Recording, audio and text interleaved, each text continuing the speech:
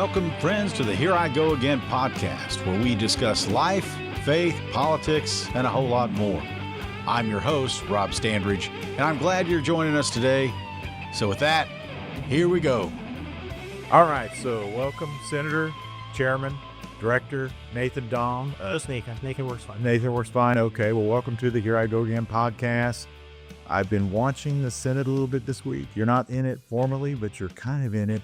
Found it very interesting. So on that note, how are things going?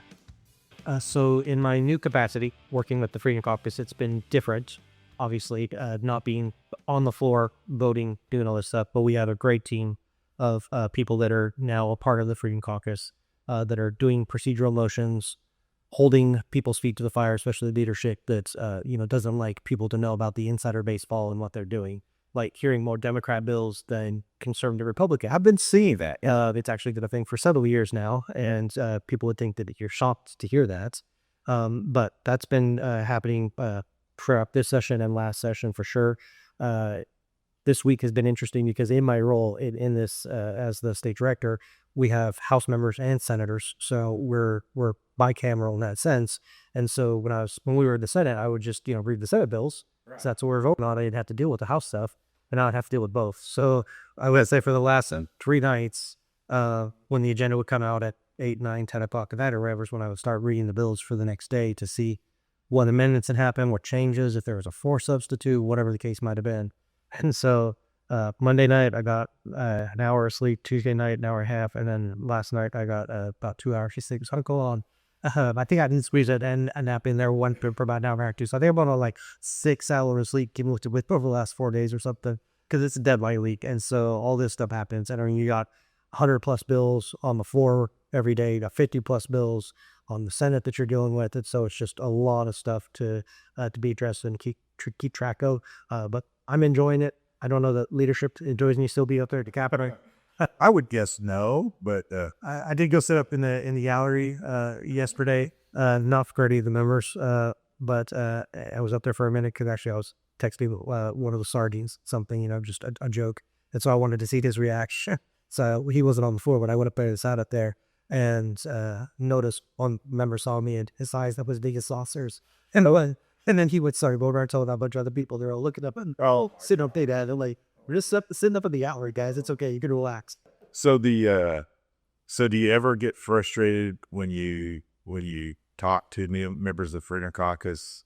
Because I know the red button is there, and I assume a lot of the Freedom Caucus is looking at whether the bill's good or bad or indifferent. Do you want to just reach through and just push the no? I mean, when you and I served together, the no button got a lot of business on your desk. So do you have some members? I haven't paid that close attention that really do vote no quite a bit. Oh, yeah. And I mean, when you and I are in there, we get, sometimes I was the only old vote here. Rare. Yeah. That would happen sometimes. You and I have been talking. Especially for Anthony left. Yeah. Center sites. Whatever. But we'd had times where there'd be, 5 or 6 of us. Yeah, for sure. Between me, you, Sykes, Burkeen, Mark Allen, and, so, yeah. We have 5 or 6. But now, I mean, it's very common that we'll have 15 no-cuts on the board. And I mean, there is, so with the Freedom Caucus, we're in 15 different states now, the State Freedom Caucus network, and Oklahoma was on the tail end of that, but we've now added, I think, 3 since Oklahoma joined. And every state has a state director like me. Somebody that works there. But of the state directors, there are 3 of us that are former legislators. I don't think they were all former legislators. No, so it was, I was actually the second former legislator that they brought on. Missouri was the first one. And we have a group chat of all the directors, and so we share ideas, and and that's VRS. Yeah, and sometimes people are like, okay, I have a member that in it that I need help with. It's going to do this or that or whatever. And we, as the former legislators that are directors, have said to people like we get it, it can be a challenge, but like ultimately the legislator is one that has to push the button. Correct. The legislator, it's their name that's on it. And I mean, yeah, there's times even with the Oklahoma Freedom Caucus where I'd be like, they'll ask me, well, what would you do in this situation? I'm like, yeah, I would go no. But I get why some people sometimes won't. And so actually, when we look at bills, we kind of have a scale that we grade things on, and we have like hard no's, like this is absolutely not a no. We'd have, yeah, this is a no. We have kind of a neutral thing, like this is just a blah bill. Yeah, Do it. that's a lot of them. Yeah. We have, this is a great bill. Vote yes. It's a good bill. Vote yes. And then sometimes I'll put something that I call like split or monitor. Like there's some good provisions and some bad provisions. So you can argue which way you want to vote. Like you can make an argument, oh yeah, I voted yes for this because of this, or I voted no because of this. But what I've told all the members is if it's a yes, it means it's a great bill.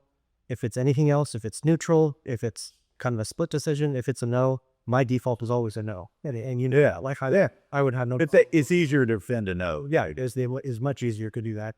But people get conflicted within stuff, and you can see different people's perspective on it. And I mean, when I was in, I remember one year, I think it was Sean, now Forum called it back then. It was, I forget the name of his group or whatever, but You're talking about the lobbyist, Sean? no, the needy guy. What's his last name? It'll come to me. But anyways, sorry, I'm going on like so on URC. But he ran numbers on it. The London Reporter ran numbers on it from 1 year, and I voted no more than anybody else in the Senate for sure, but maybe in the legislature. Yeah. And people were, like when I would tell people that, they'd be like, yeah, you go no 80% of the time or something. I voted no more than anybody else, and I voted no 26% of the time. So I actually voted yes 3-1, but because it was so rare that people do vote no at the Capitol, it looked like, because on average, most people vote no less than 1%. But That is correct. the vast majority of that. So when I'm voting no 26% of the times, I'm voting no 26 times more than they are. So it does definitely stand out. But even at that, I wasn't voting no the majority of the time. I was, 3-1. I was voting Awesome. no. I'll never forget when there was a new member that came in, and our friend Joe Newhouse is also a very conservative member. He was talking about a new member that came in that was voting yes on everything. I don't want to mention their name, but so I had a talk with this gentleman, and great guy, and told him that you're mixing up, relationships and personalities with the vote. You can't do that, because once you do that, then they're going to expect that from now on. If you don't cast the no votes on bills, don't do it for a reason other than the bill sound good, but set a precedent, because if you get in the legislature, you still vote yes for everything, then you start voting no later, that's going to look off. I mean, I think the Freedom Caucus, honestly, Nathan, I think it's helped that immensely. It's separated the relationships and the friendships from the bills, and it has to, because you're going to vote against your friends. Yeah. You're going to vote for your friends. They still should remain your friends after the vote, or your callings, whatever, as Clark Jolly might say, callings. But, so they should remain that. But, well, I want to back up just a little bit, because I want to spend some time, Nathan, covering where, Nathan Dahm. So, people I don't think know very much about, you have quite an interesting past and a childhood. So what brought you give us some moments in your childhood maybe that is unique, that's Nathan Dahm, and how did that lead into your faith? I know you have a very strong Christian faith. I want to talk about that, and led you to politics. So I could tell several interesting stories. First of all, my parents moved down to Oklahoma when I was 2. So my little brother was 5, and my sister was on her way. So my mom was pregnant. So where did you come from? There, Washington State. Washington State. Okay. My parents grew up in Washington State. That's where they met. That's where they got married, started the family. And when they first met, my dad grew up atheist. My mom grew up in a strong Christian home. Her parents and grandparents were missionaries. Her grandparents were missionary. Her dad grew up on the mission field as a teenager with her parents, or her grandparents. And so has some missionary background and stuff, but just strongly involved in their church. And so my parents met. My dad was an atheist. His dad had grown up in the church, but was a POW in World War II over in Germany. He was a navigator, got shot down, he had a lot of shrapnel, and was spent, I think it was 9 months in a German POW camp. And so just saw some atrocities and stuff. And when we came back from the war, he just said, with all the evil I've seen, I just don't believe in God anymore. And of course, that was before my dad was born, but my dad grew up hearing that and growing up as an atheist. Well, my mom grew up a strong Christian girl, and my dad was an atheist. They got married, and my dad just kept saying, "I'll never be a Christian. I'll never do these things." But eventually, they decided to go to a church. My dad picked a church that they'd never been to. Well, this was your mom's leadership, essentially, I would assume. She was praying for my dad. Yeah, and a lot of people were. And so my dad said, "I'm not going to your family church. He said, I want to be there with the family." He said, "I'm picking a different church. I'm picking a church down the street so I can get back home in time to watch the football game." Of course. Yeah. So they went to the church, and my brother and I were still very young. I was 1 at the time. My brother would have been 3 or 4. And so they put me in the nursery, and my brother was in kids' church nursery or whatever as well. And at the end of the service, the pastor he said, "I was going to close the service, but there's something else God wants me to do.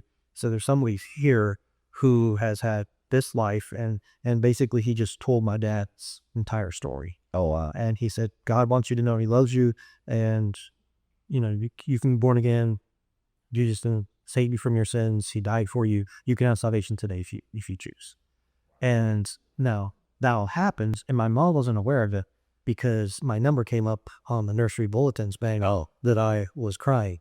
And when my parents told the story, they said that was very unlike me. It was a very unusual thing for it. So she actually left the room, went down to the nursery to attend to me, and then that's when the pastor said this all to my dad. And so afterwards, my dad was like, "Can't believe you would tell the pastor all that stuff about me." And my mom was like, "What are you talking about? What happened?" And he said it. He's like, "You had to have told the pastor." And she's like, "Max, you picked this church last night since this is where we're going. So we watched Purple again. I remember being here before he texted." And yeah, back in the 80s. Yeah, right. And so afterwards, my dad, felt convicted about that, and he went in the closet and he gave his life to Christ. And totally changed. Like, he was a totally different person. And within a few months, he was telling people, "I'm going to be a missionary in Europe." He said, I know that's what God called me to do. I'm going to be a missionary in Europe. He didn't know at the time that Romania was even in Europe. This was in the 80s. He was praying about it one time, started praying about Romania, and it was like, "What's Romania?" He went to the library, looked at the atlas. This was before the internet. So I'm going to Google it. And so found out that Romania was in Europe. And he was like, "All right, this is where we got to go." This was still when Romania was under communism, had a dictator there. So he was praying for changing of the government, for the dictator to be removed. And then obviously with the bloody revolutions that happened in December of 89, the end of 89, Romania's dictator was killed. And he took his first trip over there a few weeks later in January, and moved our entire family over there in January of 94. So it was after the fall of communism, but it was still, the vice president under the communist dictator had now become president. All the entire Communist Party membership was still in charge of everything, but they are trying to slowly roll some things out. But when we first moved over there, I remember there was one gas station in the city that we lived in. There was a government-ran gas station with 2 pumps on it, and it was only open every other day during certain hours. Wow. Okay. And so there was a whole lot of the very communist aspect that I grew up in. So we moved over there in 94 when I was 10 years old. So I was old enough to have seen Oklahoma and America and benefits of that, and now compare that with communism. And so after... Was it anti-Christian too, or was it? So they have Romanian Orthodox. Okay. That they work with as the official state religion. And so even the Communist Party was, would have their, the different Orthodox. So kind of like Russia has had that kind of. Yeah. So they used that, though, as a way to manipulate people. Sure. And the majority of the Romanians will say they're Romanian Orthodox because they were baptized as a child, but they have no idea what that means. They don't really know anything about Christ. They don't really read the Bibles. There's more to keep them low. It goes away to be true. Yeah. And even in Romania, they had, during communism, they did have some other religions. They had the Baptists and Synagogue, had a couple other religions, or denominations. So they did ban those. But those were fully controlled by the communists. Really? So they had to submit their sermons to the Communist Party for approval and stuff. So it was very... Well, watch. Yeah, we're not here, there. Yeah, here in America, but yeah. Now, and there was, though, it was a lot of pastors that read the revolution that objected to some of those things. So yeah, that led to the toppling of the government and everything. So, growing up over in Eastern Europe as a formerly communist country, had seen and experienced that. I often talk about massive inflation. When we first moved over there, the currency exchange rate was about 3,000 of their currency to $1 US. 10 years later, it was 33,000 to 1. Oh my God. So we lived through some massive hyperinflation in just a short time period. I mean, there's times where it really elevate the. We're getting some U.S. dollars to fund the missionary part. Oh yeah, hells. Okay. It worked out fine for us, but there be times that if you if you exchanged your currency, in the morning instead of in the afternoon or whatever, you could see a 10% difference Oh my gosh. in there being your spending power. And at one point, the highest denomination bill they had was $5 million of their currency, and that was about $120. So like you could go out to eat and spend $5 million. Drop $5 million. Or inflation. Yeah, and it was Biden president bill. No, they just had some similar policies. So I mean, yeah, like my background, having lived overseas, after graduating high school, I was praying about what I was going to do next. I planned on coming back, going to college fire, going to Oral Roberts was what my plan was, but just felt like I was supposed to go back over on the mission field. So I did that, committed to 1 year.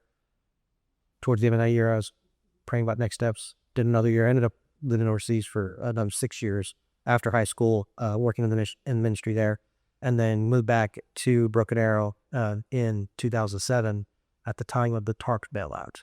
No. And because of the massive inflation that I experienced in Romania, I was like, well, first of all, it's unconstitutional. First and foremost, like we shouldn't be bailing out failed businesses. You remember? Do you want to say the Ross Watson quote, or do you want me to? No, go ahead. Go ahead. What is it? Government propping up a failed business is like getting food to a morally wounded animal instead of properly using its pelt. Instead of properly using its pelt. Yeah. That's like that, right? Yeah. But I mean, that's what happened with the TARP bailouts. It is that it was deliberate and intentional. And it actually rewarded people. They behaved at worst. Yeah, they rewarded them. I think one person saw jail time because of that or something. Yeah. And they said it was going to be $700 billion. It ended up being $2 trillion or something to be added to our national debt. So that was my catalyst for getting involved in government. Was Patty Senior. Kind of a Tea Party. Oh yeah, I was very involved in Tea Party stuff in 2008 and got involved in local Republican Party politics and all that. But so I have a very unique perspective as I've seen where we can go and where people are really truly trying to take us. Especially those on the left, but there's a lot of people that we've served with that aren't that much better than the Democrats. They still want socialism. They still want government control of markets.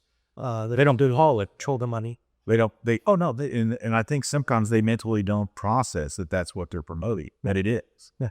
There's one senator currently that I heard that she very much opposed to the minimum wage state question, which I am as well. Yes. But her argument was that, this is the government, telling businesses what they can or cannot do. And it's the government manipulating markets. And this is a senator who runs all of the corporate cronyism bills and all the handouts and everything, and just hasn't seen the irony apparently in that doesn't want the government to dictate minimum wage, but is fine with the government taking money from some people and it is her donors as a former kid bath. It's just amazing. That bowl, that's one area that I think you and I were complete lockstep, because there were some times where an incentive would come through, and literally I would be, maybe you, but I mean, there would be like 2 or 3 no votes for millions and millions, about tens of millions, well, now it gets into the billions thanks to a good budget. But well, I mean, what the wind industry was, what, 150 million a year? Yeah, in wind, and when we finally sunsetted it, it was a good thing. So it's going to be over $1 billion. That's right. Well, $1.5 billion. Yeah, the idea of sunset means it still goes for 10 more years. Yeah, by the way, I mean, it's very unique. But so I assume, and I don't want to assume wrongly, so your dad's a pastor, was a missionary. So did you come to your faith on your own, or did you feel like, you probably were baptized as a very young child? Early on, I remember going to the church and everything. I remember one day after church, I said to my mom, I said, I want Jesus in my heart. Then, and so she took me in the other room and said, okay, well, here's how that works. So, if you confess with your mouth that Jesus is Lord and believe in your heart, you will be saved. And so if you say, Jesus, I want you in my heart, I want to be saved, then you will be saved and you'll be a Christian.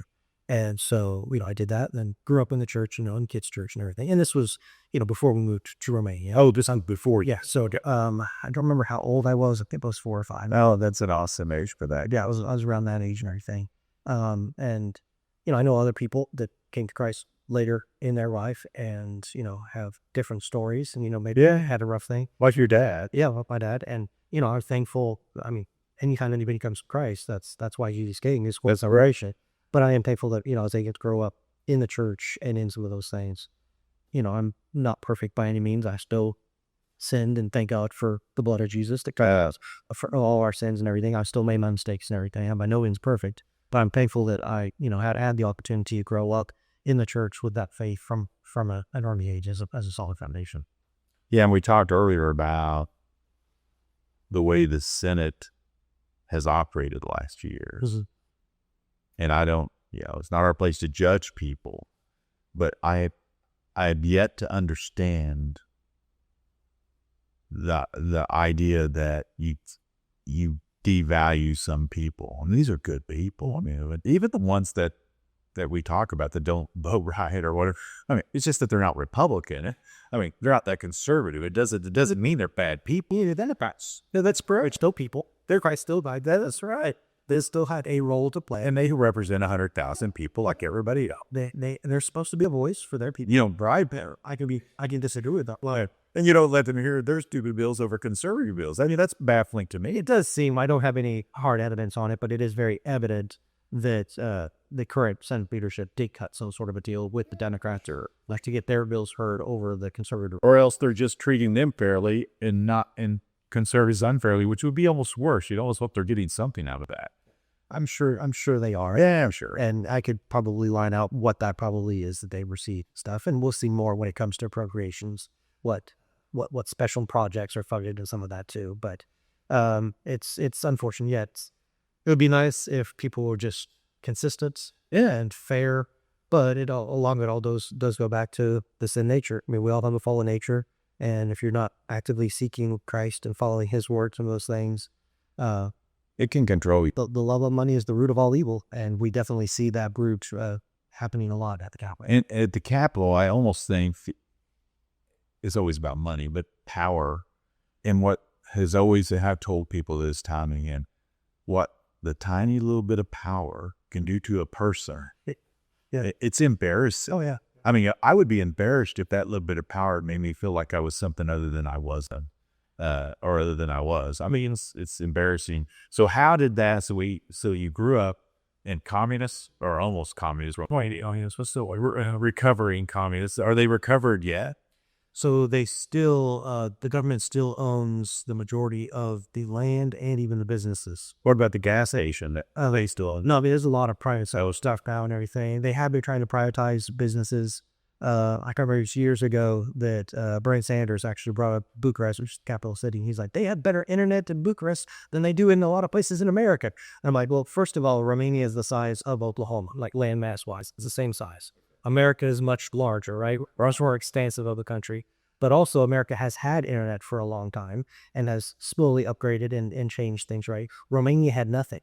So when they finally got internet, they had to install the newest stuff, all new, right? All new stuff and everything. So, but I mean, yeah, Romania is very, very modernized now. I mean, they have Starbucks and McDonald's. And McDonald's was the first American restaurant to come in there. So they're free or close to free. Yeah. And I mean, they love America, and they're still, I mean, they're having protests, they're having things because their government is still, it's very, very corrupt. Not as corrupt as Ukraine. Ukraine is the most corrupt because in Eastern. That's why everybody in Congress likes to wear the Ukraine flag in honor of its eruption. The city, yeah, the tip that they're on board with that too. But like Romania, they actually passed a law a few years ago. I don't remember what the threshold was, if it was 50,000 euro or 100,000 euro. But it was that you wouldn't be prosecuted until you had taken bribes more than 50 or 100,000 euro, because they were having to prosecute every mayor and every member of parliament and everybody, because that was just how things worked, especially under the communist ideology of, I mean, that's how you did things, that you had to bribe people to get stuff. And I mean, even after coming out of communism, they had a major problem with that with their police for the longest time period. Like, you would get pulled over by the police and they expect a ride. Otherwise, they would confiscate your driver license or your license plate or whatever. And we refused to play that game. So like one time they took my dad's, the title for his car and sent it to another precinct about 8 hours away in another town, and he couldn't drive. So he had to take the trade out there, spend 2 days, day out there to go do all the paperwork to get his his title out, and then trained back and everything to be able to get all that and everything. And so there was just massive corruption. Now they basically purged their police force, brought in a whole lot of new people, and they don't have a bribery with the police, but they're still with the politicians. It's very, very corrupt. And it's very obvious. In Oklahoma, the corruption they have is a little bit more hidden, a little bit more polite, I guess. Yeah. Or you can follow the trails and see, the bills that people are running, who it's for, and the campaign contributions that they're getting, and those types of things, or money going into PACs and super PACs, whatever. But it's just very blatantly obvious, still over Eastern Europe, to the levels of corruption. But as a free market, I mean, it has developed a whole lot more for freedoms for the people, being restricted other things too, free speech and stuff. So we've had some protest on that. But again, my background of seeing that stuff and having those connections gives me some foresight of what could come. It is on the horizon here in Oklahoma, what people are trying to do in our state or to our country. So you come back, you're in Broken Arrow, 2006, you said, 2007? 2007. TAR, Key Party. So when did you look at other things first? Did you look at city council? Did you look at House spread? Did you run? Not aware. Did you run for something else first? Yeah, I did that for. Okay. So yeah, I got involved in 2008 campaign cycle, helping out just as a volunteer. But Ron Paul. Oh, Ron Paul, yeah. Strong constitutionalist, sure. And looking back, Ron Paul was right by everything. Maybe not everything, but pretty close. I mean, he was very, a lot of things that he projected were going to happen have actually taken place and stuff. So, No, I mean, very insightful. Iron deflation and all those things. And it was because he followed the Constitution and he understands and knows history. So I got really involved in his campaign, just being strong a constitutionalist that I am. And so helped on that. And then TARP bailout happened, and my congressman voted for the TARP bailout. And I was trying to find somebody to run against him. It was John Sullivan at the time. Okay, yeah. And former House rep, then he became congressman for the district. So I was trying to find somebody to run against him, and nobody was willing to. I met with quite a few candidates' names that had been floated out there. Nobody was willing to. Then finally, a lady took me, well, why don't you do it? Have you prayed about it? I was like, well, I haven't. I don't want to do it. So I prayed and I said, I know. Yeah. I prayed, said, I'm not doing this there. Rough, basically. But so I ended up finally pulling the trigger on that and announced in like March or April or something, just a little bit beforehand. And I will say that I was obedient, but I really wasn't willing. So I kind of begrudgingly did it. I mean, I put a lot of work into it and everything, but I was not thrilled about the idea of it. And didn't win that first race, but going up against an incumbent, several other people jumped in the race too, and he didn't get that high of a vote. He was a little bit over, I think one said 54%. In the primary? In the primary, oh wow, with several other people in it, if I remember correctly. I mean, this was 2010, so yeah, 16 years ago, it's a while ago. But because of that, other people realized, wow, he's vulnerable. And so Congressman Dragonstein, at that he was the director of Tulsa Space Museum. He reached out to me and we met. He said, I think about doing this. And I'm like, please do. Are you running in? I said, no, I actually didn't run for the state Senate seat because it's opened up. Right. Because it'll be districting, because the 2010 districting, it was a downtown Tulsa Democrat. They pushed it out. He just kind of moved everything around, shuffled it around and painted Broken Arrow. And basically it was all leftover pieces that nobody else wanted. That's because it was a turnout Democrat open seat. And so met with Bridenstine and said, yeah, I'd be happy to help you however I can, and he ended up challenging Sullivan winning that election cycle. But, I told him, happy to help out, but I'm focusing on my race. So that's why I ran for the state Senate in the 2012 election. Fine, yeah. When you were ready as? Yes, that's when we got elected. I had also at one point in time, I did look at and I did file for city council because somebody asked me to run for it. Oh, really? Okay. But once the other candidates that had all filed, I knew one of the candidates that was running was actually my dad's plumber from back in the day. My dad was a general contractor in Broken Arrow, and so this plumbing contractor is this subcontractor. A godly man, a good man, and I knew him, and I was like, and he had been on the city council like back in the 80s or something and was running again. And I was like, I had to, somebody had asked me to run for this just so I could get some experience, and get an elected position. But I withdrew from that, and It was a good day. yeah, but then shortly thereafter ran for a Senate seat and won that. So so for me, the bug bit me. If you said, no, I never want to be involved in politics, but to get involved. So I was going to run for governor, met with my pastor. And it was actually a guy that worked for Congressman Cole that came out to my pharmacy and talked to me off of the ledge, so to speak. I guess kind of like the congressional. And I had no idea it costs millions of dollars and they had to do all that. I was like, oh, okay, I'll just run for that. And so that's how I ended up, because they had pointed out, well, this seat's going to come open. So same time. Well, I remember your predecessor, whatever, because he was termed out. He would always say, like, people ask, well, who's running for your seat? He could say, little Rob Sanders and some other people. He had more confidence than I had, too, but He thought maybe we were going to add. I love Jonathan Nichols. He was Senator Nichols, good man. And I remember the first time we met is actually at I believe it was a College Republican thing or something, but it was like, I think it was over at OCCC or something. I think it was a Senator or Senator. Okay, see, we're dying of another issue. The first time I met was that I still do remember the first time we met. So you and I have a good mutual friend in Senator Anthony Sykes. You probably talk to him more than I do, but I love talking to Anthony. My kids, my wife, everybody loves Anthony. Well, the three of my in-laws love Anthony. Or loves Anthony, but the three of us in talking movie quotes. Well, that's right, movie quotes. Well, Mine veers off into Seinfeld. About he's too much, but but I'll never forget, because Anthony and I didn't start off as friends, because Anthony has a political persona that to this day, I'm not sure if I admire it or what I think about it. Darth Vader is probably the best nickname he has, but his political persona is impressive, to say the least. And so he knew that I had been mentored a little bit or have friends that he didn't really care for, and we won't go into that. But so I show up at the South Penn Technical School, the Moore Votech campus, and I'm walking through. I got my booth. Lisa's there, and so I'm campaigning. It's really not the right place to campaign, but the Votech. Some friends of mine invited me and said, you should come. I said, come.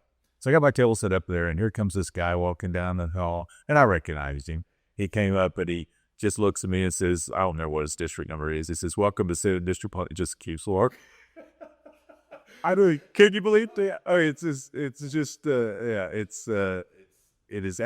was an Anthony Sykes moment, and I thought, oh, me and this guy's not gonna get along. But we became very good friends over the years because I admire the guy, and I had to have him on one day. Oh, yeah. Oh, he was a machine, door knocker machine. I know he's come out me before and stuff. Yeah, me too. And we would he's almost like, it's like a drill sergeant almost. It's like, okay, all right, Anthony, okay. But he's a very great motivator and just a really great senator. I mean, to be honest with you, I mean, it's, I don't know about you, but I want to get back to the Freedom Caucus, but some of the senators are really good people.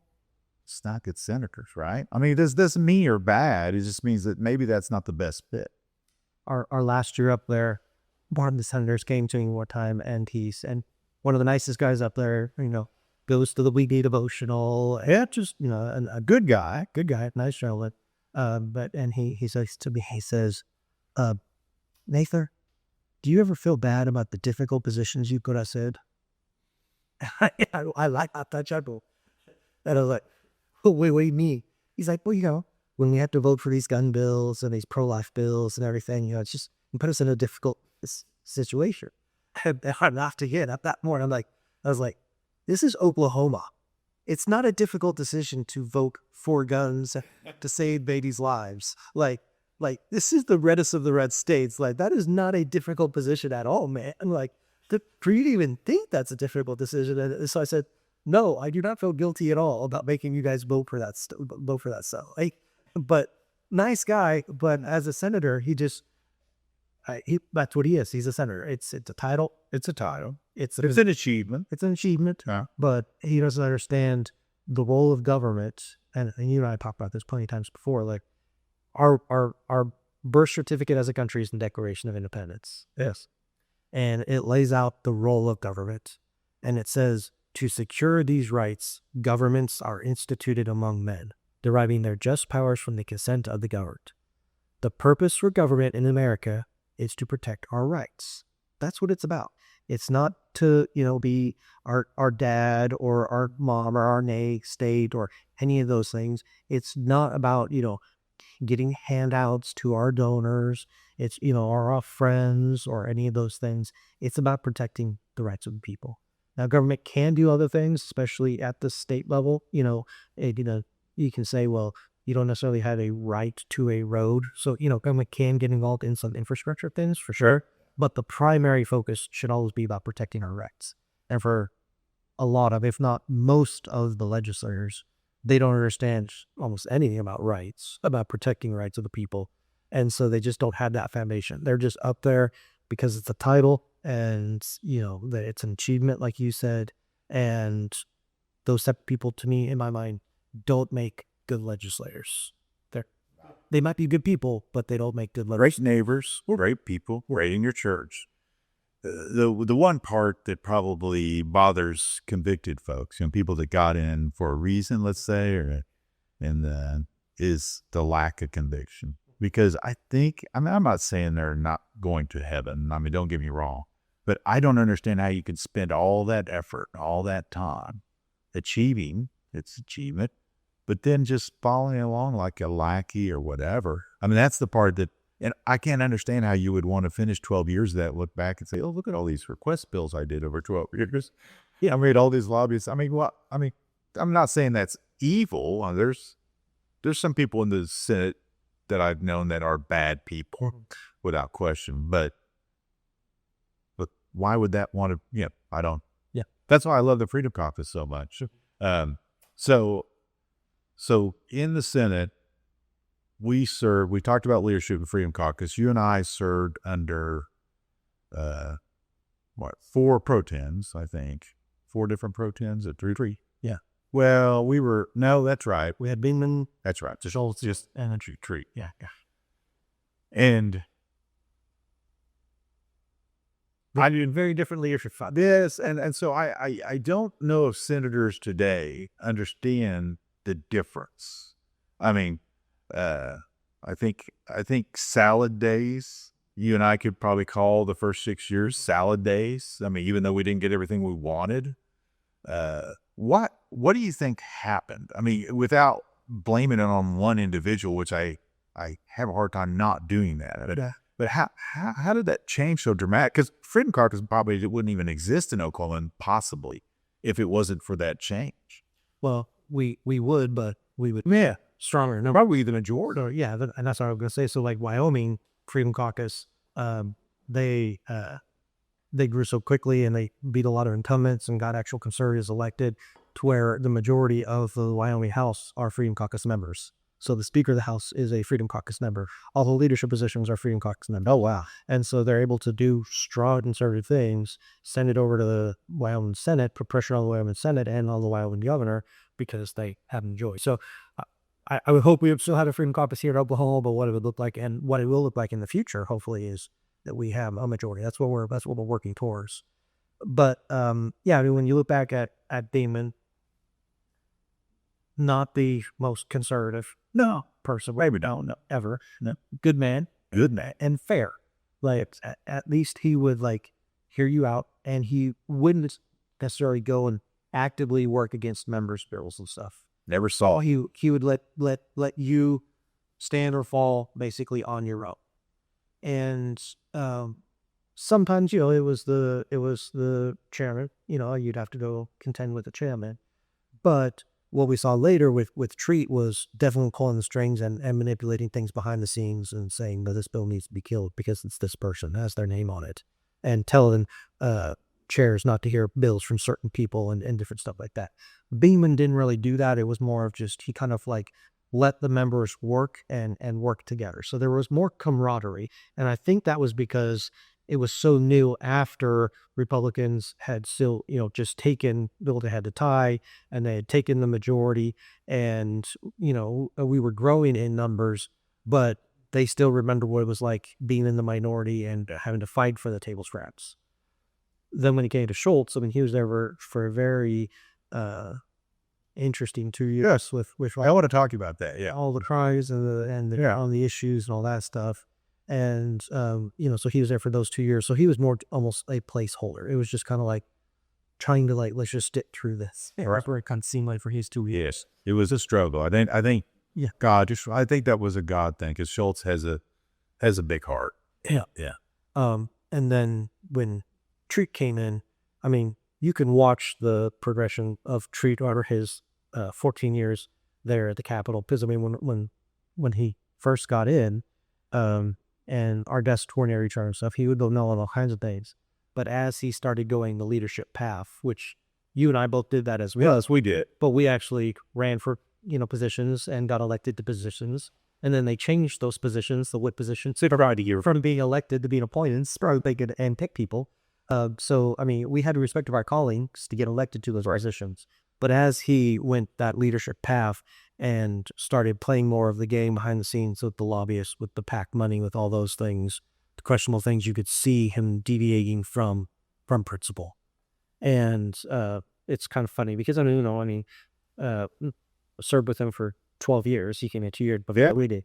And his kids were very little at the time. And I've always been Kramer Kings. And so his kid blew me just like your kids. Yeah, they're sure. And so I used to let them sit at my desk and vote when they come every day. And I remember a few years into it, one of the kids, as Treat was walking by, he said, "Dad, you don't vote like Nathan does anymore." And Even the kids do. even the kids observed that there was this arch in his story, this arc where he had kind of moved on beyond some of his conservative principles as he was trying to maneuver and seemingly sell out onto stuff. So it was unfortunate. I feel bad that he went that route because he and I were close friends, but we were on opposite sides of things for a lot of stuff towards the end. I mean, getting to the point to where I was finding to get good conservative bills heard, and so had to try to filibuster to try to bring attention to that. And he decided to call me a terrorist for filibuster. I mean, This is somebody that worked for Tom Cover. I know. It's what Tom Cover, by the way, told me after the 2018 that he was completely done with Graintree. Yeah. Completely done. And yet, I understood. Tree acts like that wasn't the case. He still tries to count Covert credentials. But I mean, to think somebody who worked for Covert is now saying that somebody doing a filibuster to try to get conservative bills hurry. That was his spite. That was what the underdog did. Because they are. Yeah, like we learned nothing, and it wasn't that. Although I will say this one funny thing, because I remember it was a few years into it. Treat. This is when he was still fairly conservative. He was debating against a bill because it was a mandate. So Bob had debated against it and everything, voted no, and then like 3 bills later, he was running a bill that was a mandate bill. And I think with medical mandate bill, just like the other one, somebody came up. Did he call it the irony bill? Somebody came up and was like, "You just debated against and voted against a mandate bill, and now you're running a mandate bill." And I remember Treat says, he said, "Listen, if you're going to gentrify my hypocrisies, we're going to have a bad time." Oh, that's smart. And that's he could be really. He was very funny. He's very smuggle. But I've often reminded him of that. I'd say, Treat, I know we're not having a good time right now, but that's just because I'm judging you by your hypocrisy. If it's not being a hypocrite, we'll have a good time with that. The one thing I could have dealt with most of this stuff, but I mean, you're a good Christian man. I don't want to build you up, Nathan, but you're one of the best men that I've known in my life. I mean, you're a strong Christian. You never veer from your faith. We're all fallen and broken. You're not perfect, but you're a good man.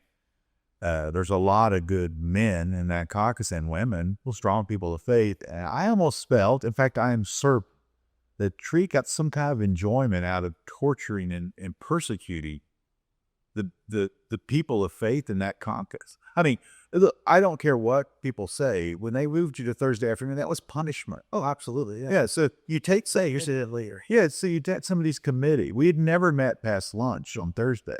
Say, why would you torture some? I mean, and then, you could talk about maybe you had a rationale to take your presiding officer. I disagree. I think you just like to be funny.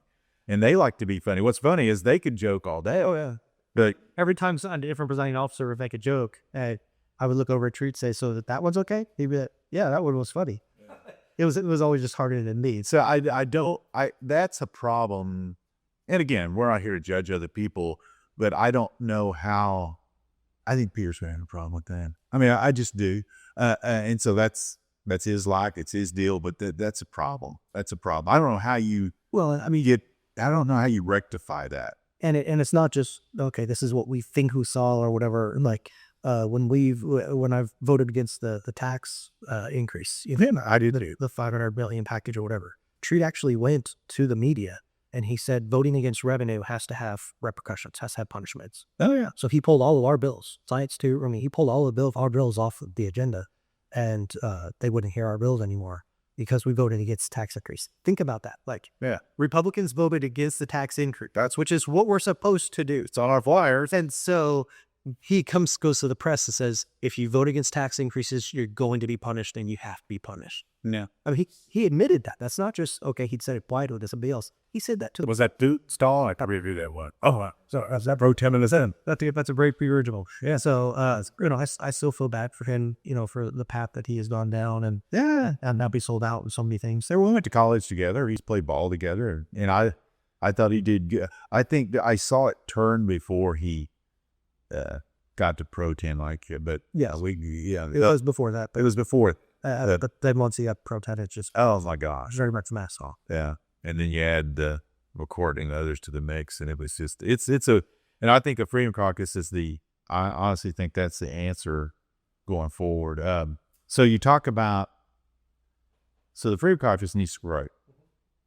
How does it grow? Well, not that it's not large. It is large because a lot of your members are anonymous, right? Correct. Yeah. So we do have we had people that are private members so that they don't acknowledge members. The way it works for us, we're modeled off of the House Freedom Caucus in Washington, D.C., right? So we never acknowledge our full numbers because that allows us to be able to negotiate, right? And we do have some members that remain private because any number of reasons, but usually, I respect that. They don't want the repercussions that come for the punishment that will happen for being a outspoken conservative, be a member of the Freedom Caucus. So all of our leadership members are public. So we have Shane Jett as our chair. We are bicameral. So we have Representative Jim Olson. He's our House vice chair. We have Senator Dusty Dieters. He's our Senate vice chair. So we have a vice chair in both chambers. So we have chairman, and then we have a vice chair in both. And then we have a secretary and a treasurer. So our secretary is Representative Jed Shaw, and then our treasurer is Senator Judy McIntosh, who's a rock star, by the way. And I mean, a lot of the freshmen, and so we do have a lot of freshmen. Yeah, a rock star fresh, but we do have some existing members. So that helps out of that. A member can disclose publicly if they choose to that they are a member of Freedom Caucus. So like Senator Dan Prieto, who we all served with, and he was one of the founding members with us. So he was a public member. And so, and I came out. I mean, I'm public. And you're one of our founding members' son. So, so that's how it works as far as who's public and who's not. So we do recruit within the legislature, but what we have to see is somebody's voting record is up to our standards before we extend an invitation to them. And then with candidates, one thing that we're planning on doing initiative, we're planning on doing a candidate survey for people to fill out. I was going to end. I'd heard something about. Yeah, so that's in progress. It's not finished yet. We're hoping to have it ready for this primary. For after candidate filing, we'll know all the candidates that are running, so we'll be able to get it to all. I see. Yes, and so what we could do is we will recruit, and sometimes people are kind of like a probie, even though they're on probation or whatever, or they're a temporary member, until we see how they do, through an entire legislative session or whatever. So we recruit, but from within the legislature, and our numbers go that way, but then also by getting new people elected, strong conservatives. So like open seats, or even, trying to replace some of these rhino leftist. Well, I was going to ask you about that. I'll just tell you, my sole focus is on the Senate. I mean, I just think the Senate can wag the dog all day long. Absolutely. And so I think in having you there, Nathan, as a former senator and a very approachable senator when you were there, somebody that they're going to look up to. Depends on who is approachable. It is what it is, a fact. And so having you there, I guarantee you, is probably almost the sole reason the Senate is so strong, because I don't want to give away numbers, but it's a lot bigger than people think. And so you touched on something there that I want to ask you about. So open seats, which you only have like maybe 3 this time or something like that. 3 or 4 on the Senate side. Yeah, on the Senate side. A lot more on. Now I just want to focus on the Senate. Sorry, I've already been on the. I'm very biased. Yeah, we can't be biased. It's selfish and whatever else you want to label it. But on where seats are held by incumbents now, is the Freedom Caucus going to potentially endorse candidates against an incumbent? So we haven't decided on endorsements at all. Endorsements at all, okay. In general. So, But what about the survey? so we Published survey, probably. we will use the survey to see who we would want to recruit. Okay. So what about after filing day? You're going to push the. We're going to push the survey on everybody and get them to fill it out so that we target, so we can see where they stand off on these things and see if they would be a good fit with Freedom Caucus or not, where they stand on the issue. Not as a candidate, you recruit as a member of Freedom Caucus. Yes, correct. Yeah. But like either with like U.S. House Freedom Caucus, right? Like they don't generally endorse in primaries. It's usually once you're elected, then you're extended the invitation and everything. But I know a question that's often asked of congressional candidates is, would you be a member of the House Freedom Caucus? Will you join the Freedom Caucus if elected? Okay. And so that's a good gauge on where people stand on that. And so that's one thing we want these candidates that are running for state house and state senate to be asked, would you join the Freedom Caucus if you're elected to this position? Because the Freedom Caucus here in Oklahoma and in the other states, the way we describe ourselves, the best little soundbite is that we are the constitutional North Star. So like we point everybody to the Constitution, to those principles. And so if you say you're a constitutionalist, if you say you're a conservative, which we know everybody says on their notes, I was looking, and they all conservatives, they're all campaign conservatives at least. So, yeah, during that time. So, if they would align with us or not. So to try to get them on the record as they're campaigning, stay acknowledging if they would be a part of that or not. Because, there's some people who do it, no way, I'll never join that. Okay, well, that's a pretty good indicator that this person is not an actual conservative. Right. And then have that survey so we can look at them as they're campaigning of trying to maybe offer some support, but we haven't really decided on if there's actually going to be an official endorsement or not. Okay. Probably not for new candidates, but because you don't know yet whether that's a lie or real. Don't know. We don't know where we're at. Even if they're a real record. Yeah, even if they're against an incumbent, because we've seen that happen where somebody, I'm so good at conservative, then they come in and they're the same thing. Yeah. Right. So, our existing incumbents that are running, Senator Prieto, Senator Devers, anybody that has a challenger, they'll have our endorsement and our support. But outside of that, it's still, some of the other people are unknowns that can say, people can talk a good game on social media and any campaign, but you and I don't know that when the action comes down to it, we'll see how they perform. I think it's the consultant that's a conservative, not the candidate, all right? The consultant is the conservative messenger. The conservative messenger. Yeah, so that you good messaging. So in the Senate, you and I had fun. I don't think anybody should want to take part in something for 4, 8, 12 years unless they can have some fun with it. Yeah. You had a lot of fun with it, which I enjoyed. Even, whether it's interacting with the pages or whether it's jokes on fellow members, and they were all in fun. So we have a picture popping up here every now and then of Cosmo Kramer. Yeah. Why don't you share? Got it up there too. We had that up there too. Yeah. Yeah. And I'm that's a smaller version than the one you might have somewhere tucked away. So share that story. I thought it was absolutely hilarious. There's a big one. Yeah. Okay. I'm a big believer in work hard, play hard. Yeah. And have fun. And I was known for reading every bill. Every bill. I would ask the hard-hitting questions, but also sometimes I'd have fun with it too. I remember one time there was a bill that was talking about the Oklahoma State firefighters pension, I think it was, or something like that, and firefighters something. And so I asked the question, well, okay, so if this is the Oklahoma State firefighters group, what about the OU firefighters group? And the senator thought I was asking real serious question at first, and they were relieved that it's, sometimes I would joke and said, you never knew which way I was going to go. If it was a hard-hitting, serious question, on page 3, line 7, what does this do? Or if it was going to be a fun thing. So I did have fun and it was some things.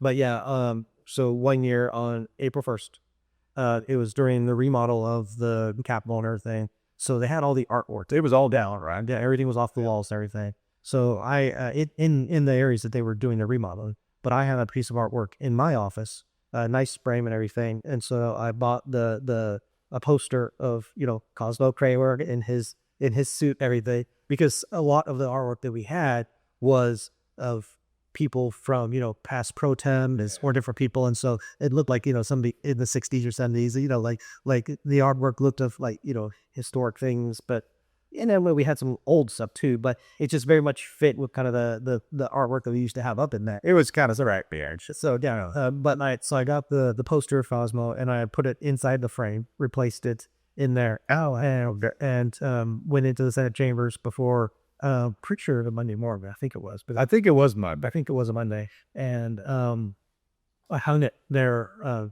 on the Senate wall near the presiding officer area. So just hung it up there. Didn't say anything, didn't do anything. Well, they did end up finding it before session started, so they took it down. Now, I thought the way that if you heard the story, you would have thought you took Treat's picture down and hung it up. Oh, no, there was nothing on the wall. I know, there was just a nail. I just put it up there. Right. But the thing that really annoyed them was I found on Amazon this squeaky gavel. Yeah, rubber gavel. It was a squeaky one that had like a built-in, like I listened to a lot of theirs. I could have fun. I think I still have one or two, but I spray painted it brown to make it look like the gavels that we had. And allegedly, I allegedly did. Yeah, it hasn't been proven in a court of law yet. What I heard was that the gavels disappeared and there was only a squeaky gavel up there. And when the presiding officer got there 15 minutes before session was supposed to start, picked on the squeaky gavel, and they started freaking out. So somebody contacted me, Treat contacted, or somebody anyways, and they're like, we know you did this. It says your fingerprints all over. We are not going to just with a squeaky gavel. Like the real gavel has to appear. I was like, I don't know what you guys are talking about. And then It sounds like Walker. and then somehow I was at presiding officer desk. I was like, man, I can help you guys look and everything. And I'm like looking around. I'm like, what's Smalley had over there? And Senator Smalley was sitting over at his desk and he was holding a gavel. And he's like, shorter rubber. I'm like, he has the gavel. Look at that. He claims he just found it on his seat. Oh, let's just holding it up. So some of you claims at the end of it. Yeah, Smalley was always causing trouble. But he had the data. So they got the gavel back before session started. They took down the Kramer picture before session started. But that was one of the things that Treat punished me over was because all that done was before session even started. And that was, if I remember right, it was later in. Like it was when we were getting a little stressed, and it was maybe April 1st. Yeah, April 1st. Yeah, so it was. Yeah, I thought it was good fun. I mean, it's. I always hid my phone well, so I do work. People learn that the camera still works even when you don't have your phone. And some of the stuff is just fun, but also like you mentioned the pages, right? So like one thing that the high school pages love to do is sit at our desks and vote. Yeah. So when we're in those really long days of on the floor for hours on end, they're sitting back there, they're very bored and different things. And so one thing that I would do sometimes is when if I see a page sitting at somebody's desk and I point out, I'd be like, hey, do you see over there on that wall? You see the star with the 46 inside of it with the circle logo and everything. And everything. I thought like, so that was the original state flag for Oklahoma. It was, red background that on it. That was our original state flag. I'm like, oh, I didn't know that. Like, yeah, just a little fun information. But what they didn't know is while they were looking over that, I would hit the button on the desk that was to call for a page to come to the desk. So I would hit that button while I was educating them. So this was educational and fun. Right? And then I would walk away. And then after I walk away, the pages in the back would see that the desk was lit up. So they'd walk up to find out what the senator wanted. And then they get there, it'll be 2 pages.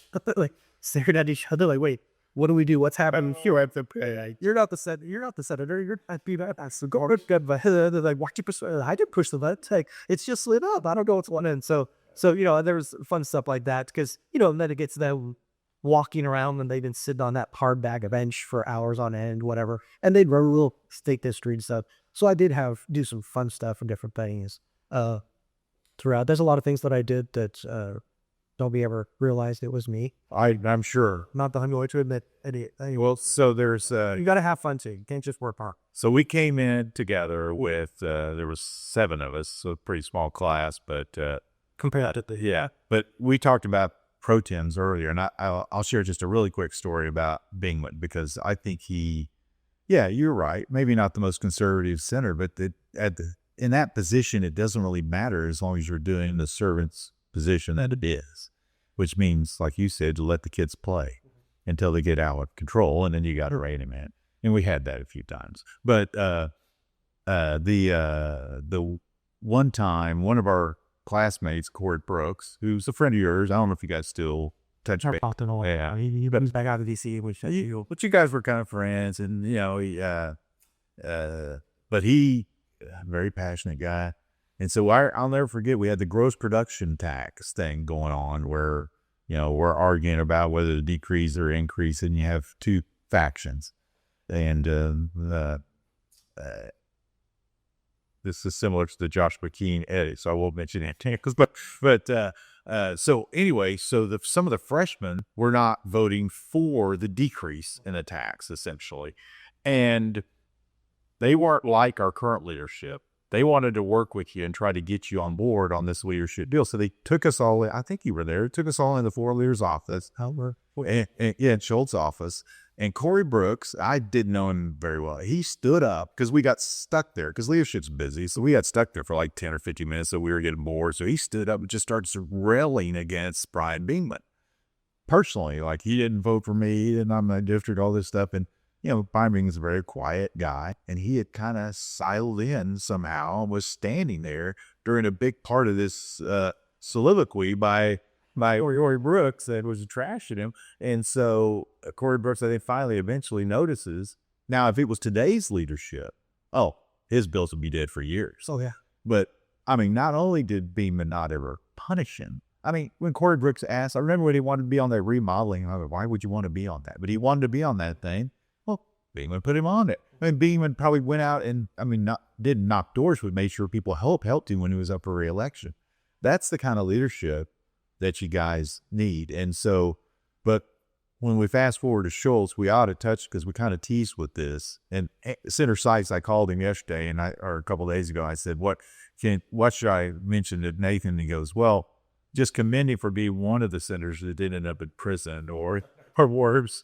And so let's go through that deal with Schultz. How many senators in that 2-year period either resign, I would say in shame, but I guess they let them. I would have, if I was pro tem, I would actually let people know why they resigned. Actually, that's one thing I probably would do, because if you're there and you're doing things you should be doing, because did we have 10, 8? How many people did we either have go to prison or resign during that period? We had quite a few. A lot. The one that stands out the most to me was Shorty, of course. Yeah, that was probably the most egregious. And child molestation, essentially, we went to prison. But also stands out for me because I was in the office when one of the staffers got the call from Lowland Clay at saying, "Hey, I had this report that Ralph Shorey was arrested for being in a hotel room with a minor boy. Do you guys have a comment?" And so. And at that point, I was in leadership and I was a whip. And so, immediately we talked to the rest of the leadership and I started burning up the phones, calling everybody, be like, hey, just so you know, as a heads up, this story is about to break. So that you might get somebody reporter calling and asking you about this. So you need to be aware. So you're not caught off guard about this. This is going to happen.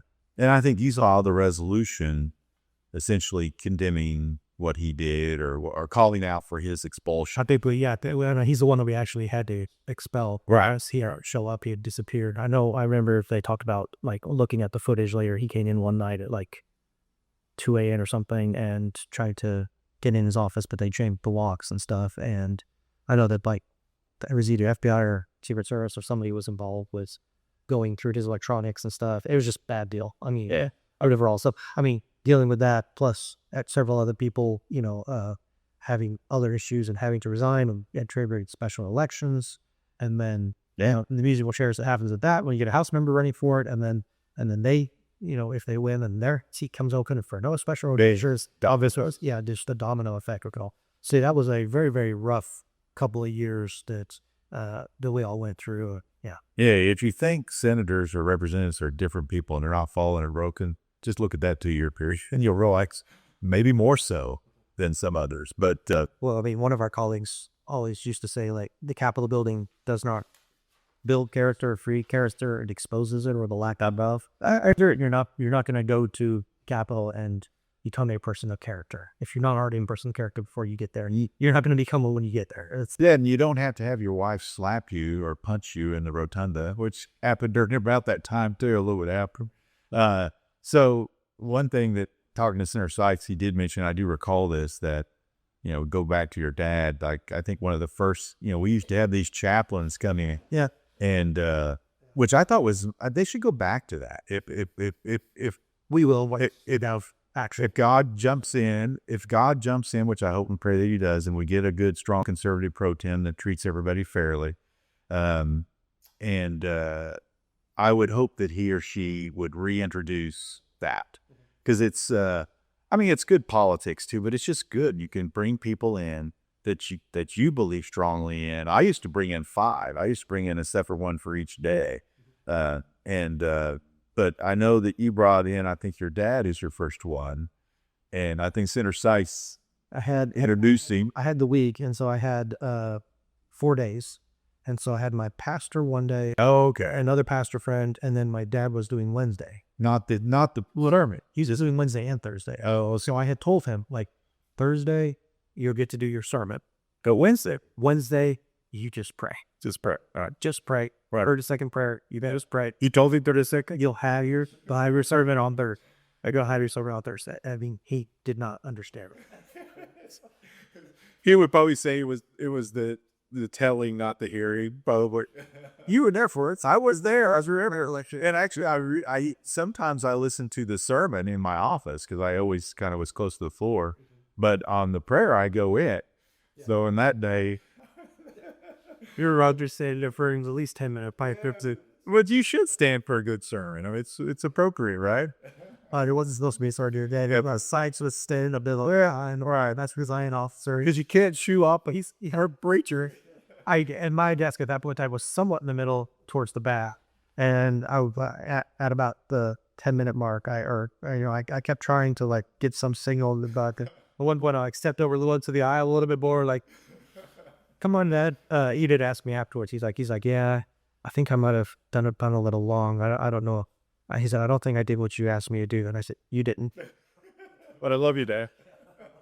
Maybe he moved a heart that day. Yeah. Maybe God, he was over on him. Well, he was trying to. This thing was about, yes, we're going to pray, but it's important that we be united when we pray, that there not be division, and agree and appreciate.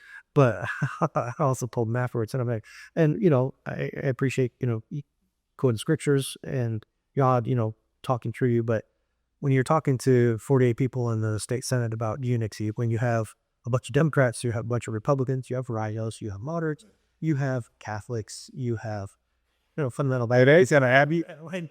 Like we can agree on some phase, but if you're expecting us all to be in perfect sync, like an Olympic synchronized swimming team happening it for this prayer, it's not going to happen. And I think Let's just do the 30-second prayer, then you can do your sermon tomorrow and try to get us to the point where we can meet now. yeah, it's not pews. I mean, these people aren't seeking the same answer. They're all seeking different answers. And so they think you're unifying on their answer, and they think you're. So it doesn't work. Well, so talking through a little bit, there was another one. And I think that you did this, but I'm not sure. But we go back to Corey Brooks again. And I don't like Corey Brooks.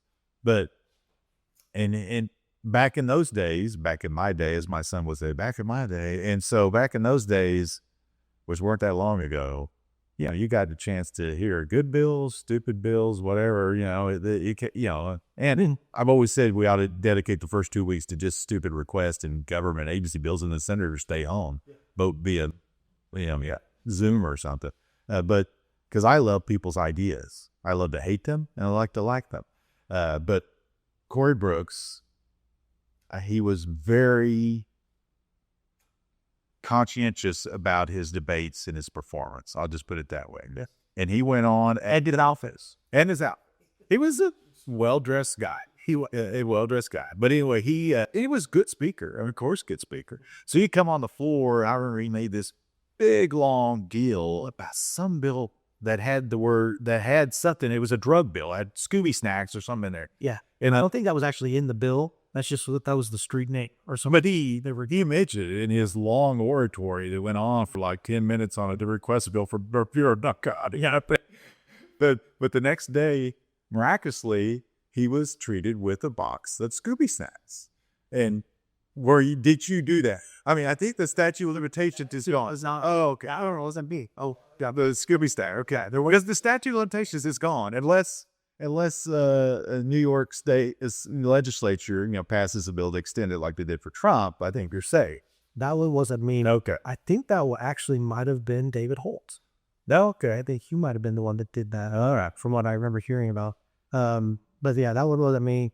One thing I do remember was from there was one with David Holt. I don't know if you remember that, but somebody from the House sent over signed autographed headshots of David Holt to all the Senate offices. Oh, It was a dope. It just was just a picture. Yeah, Smalley had it on his desk for a long time. I have one of Marty. Yeah, but it was actually like a headshot, and that Holt had signed. Oh my God. Or something like it was something like "You're welcome," or it was like from me to you, or enjoy this gift, or such.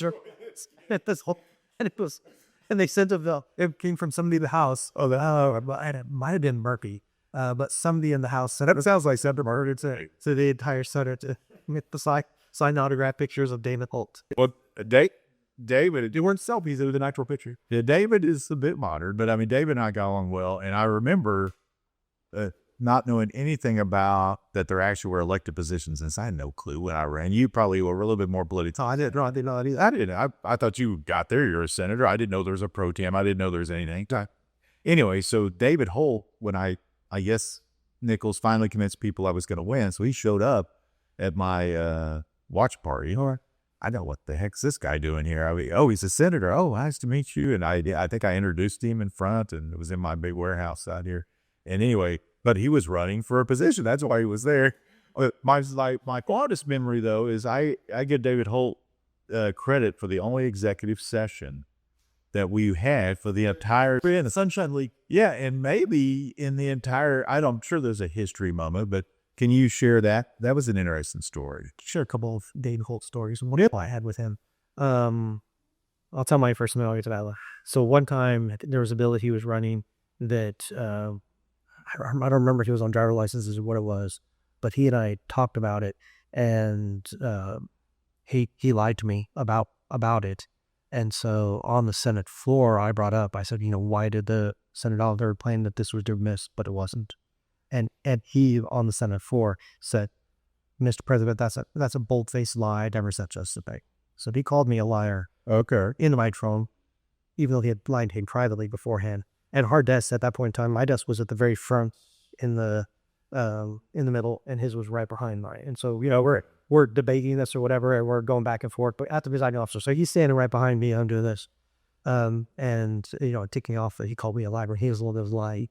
And so afterwards, I turned around and I said to him, I know why you don't remember our conversation and why you're forgetting it, because you didn't send a press release out about that.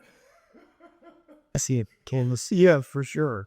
His daily press release and all the things that he was doing that never were anything. That are hold to rise at his desk today. Yeah. And so he did appreciate that. He said, F you. He sparked off the floor.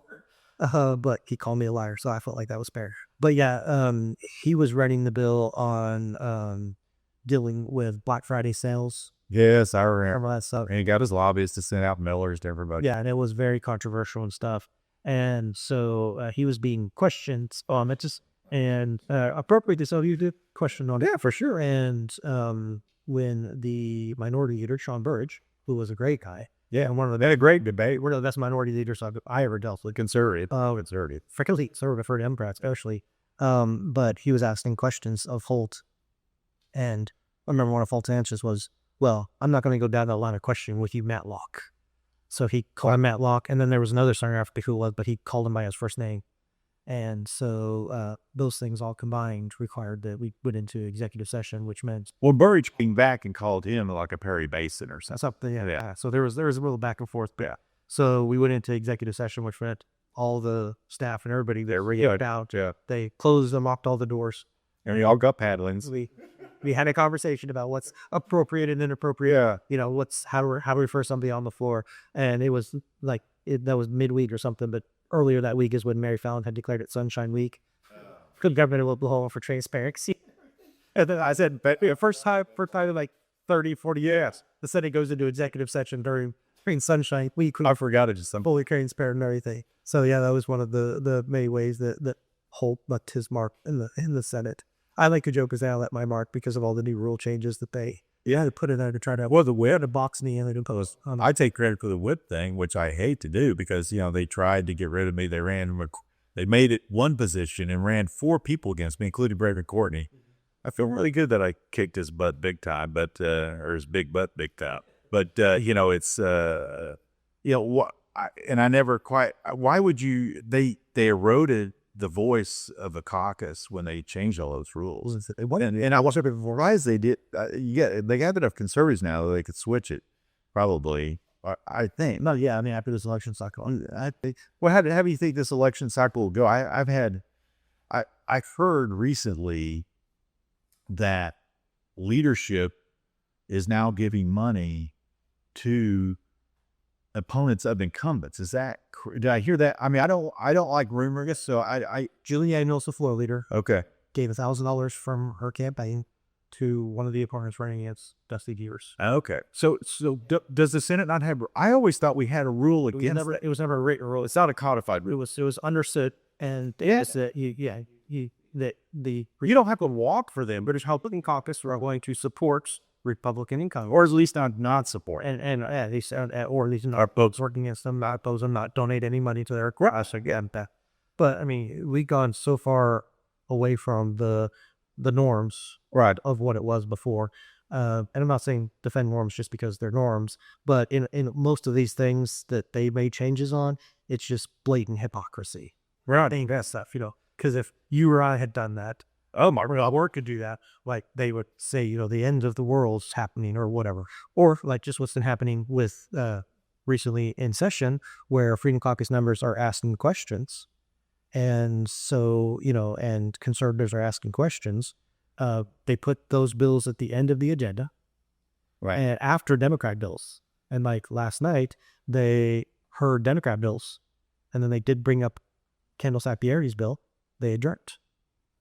Before they would do that, they made sure to get through all the Democrat bills, but not hear the conservative Republican bills. So that they put theirs on the end of the agenda today. Yeah. Or again, after Democrat, they added more new Democrat bills and did that. So it's blatant hypocrisy because Pax's being right on that. He said, I'm not going to go to the Democrats for votes. I'm not going to go to that to cut any deals or anything. I would think he would have said he's going to be fair to everybody. I mean, he said, and one thing you did up on the Hills, this is why, in my understanding is, I guess he's instructed all his chairmen just to kill people's bills they don't like too. It's all name and personality. So. With Lonnie, it's a little, Treat definitely put his thumb on the scale. You think maybe Lonnie's just let his people do all of that? Not necessarily direct. Letting it happen. Lonnie's, again, I might come at home. Well, I was like, he and I had some good conversations. Those times where in the past where he admitted to me that what Treat and others were doing was wrong. Yeah, I'm surprised by what I do. He did privately. He never was bold enough to actually publicly take that stance. And so he would have been saying one thing to me and something else to somebody else. But I mean, and that's kind of a difference between House and Senate leadership. Kyle Hilbert is very, very smart. I found him to be that, yeah. And has good conservative, at least gut and understanding, but he's also. But it doesn't take that, but it shouldn't. It doesn't. It shouldn't. Idea. With conservative, it's a conservative body, or it's supposed to be. Right. But with Hilbert, he understands process. He understands his role as speaker. He understands these things because he's intelligent. Lonnie wasn't supposed to be the guy. It was supposed to be with Courtney. They beat the Courtney, so Lonnie was just kind of the default. And Lonnie has made some major missteps because of that. And, and Julie Daniels, same thing. Like they'd made some major missteps with some of these things, like with Jet filing a bill saying that legislators can't be drunk while legislating. Right. That's not a 50-50 issue. That's a 95-5 issue. The 95% of the populace will say that, yeah, legislators should not be drinking or drunk while they're voting. Right? Like we're on that 5% that are going to say no, that's fine, are your alcoholics or people that don't understand the question. Like this is a very, very easy layup thing that we should be able to say. And last year it absolutely was happening. Lonnie can lie through his teeth as much as he wants to and say that it didn't happen. Yeah. But Jet files the bill, and so Lonnie's response is, I'm going to remove Jet from his vice chairmanship position, and I'm going to remove him from being a presiding officer, and I'm going to deny that this ever happened. I mean, that's just tactically stupid. Because that just blew it up in the news, and now everybody else is aware that this happened last year and everything.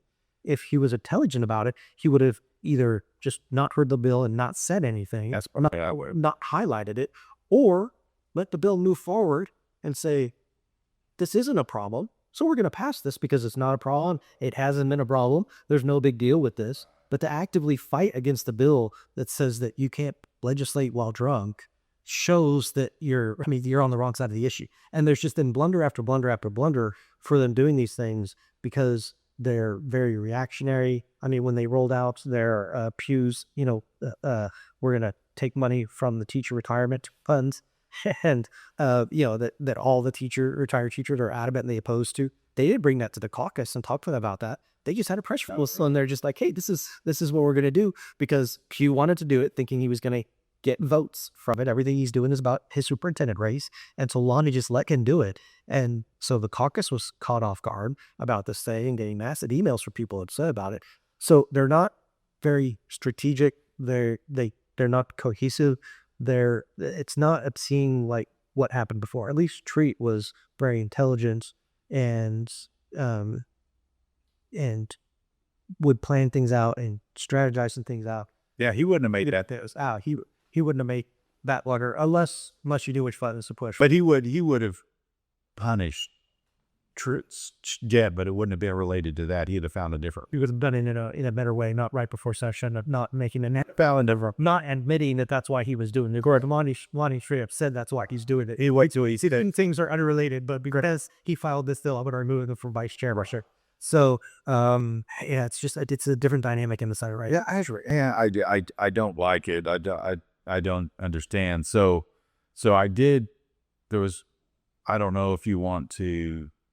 So Anthony told me a few things, and one of them, he thought you might not want to mention the name, but he said that there was like a new leadership position for one of the gals, and they're one of the ladies, and that you didn't think when they listed her name on the chart that she was a new leader or new member of the leadership team, that it just didn't make it effective. That so you went and bedazzled is, I think, the word he used. Do you recall that? I don't remember this. Oh, okay. Well, there was a seating chart or something, and okay. And so he said that it was that you didn't believe they were making a big enough deal, honoring her enough, and so you actually bedazzled the seating chart, but you were stunned that nobody ever said that. I think it was up at the presiding officers. Yeah, they had a seating chart. So maybe she didn't ever see it, and it might have been one time when I was up there, because you sit up there and like debates going on, right? That's like a while and everything. And I feel like I did maybe highlight that day. Oh, so only the presiding officer would have seen it as long. Only okay. And if they ever looked at it, which when you're presiding officer, you don't. All the members. Yeah, you could look at it. But I feel like one time, I might have been doodling on that or whatever, and might have pointed some arrows saying, "Look at me, give me attention," something like that, or something. Or I do recall that now that he mentioned that. That wasn't the main presiding officer thing though that Treat didn't like. Do you remember the main one? The Treat. Oh, that bollard tree. Yeah.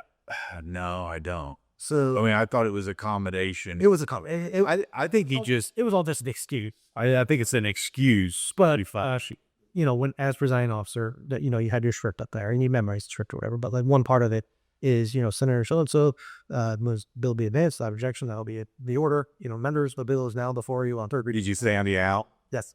Oh, yeah, I do remember. Yeah. So instead of the bill is now before you, I would then vote as me out before you, and I get it for weeks, and I would get more obvious in it. I mean, because you could say real quick, the vote will meow occur. But I mean, I would say the vote will meow occur. The vote will meow occur. Right? I got very it was very obvious. But you don't know what it is when you're in that room and everybody's talking and nobody's listening or whatever.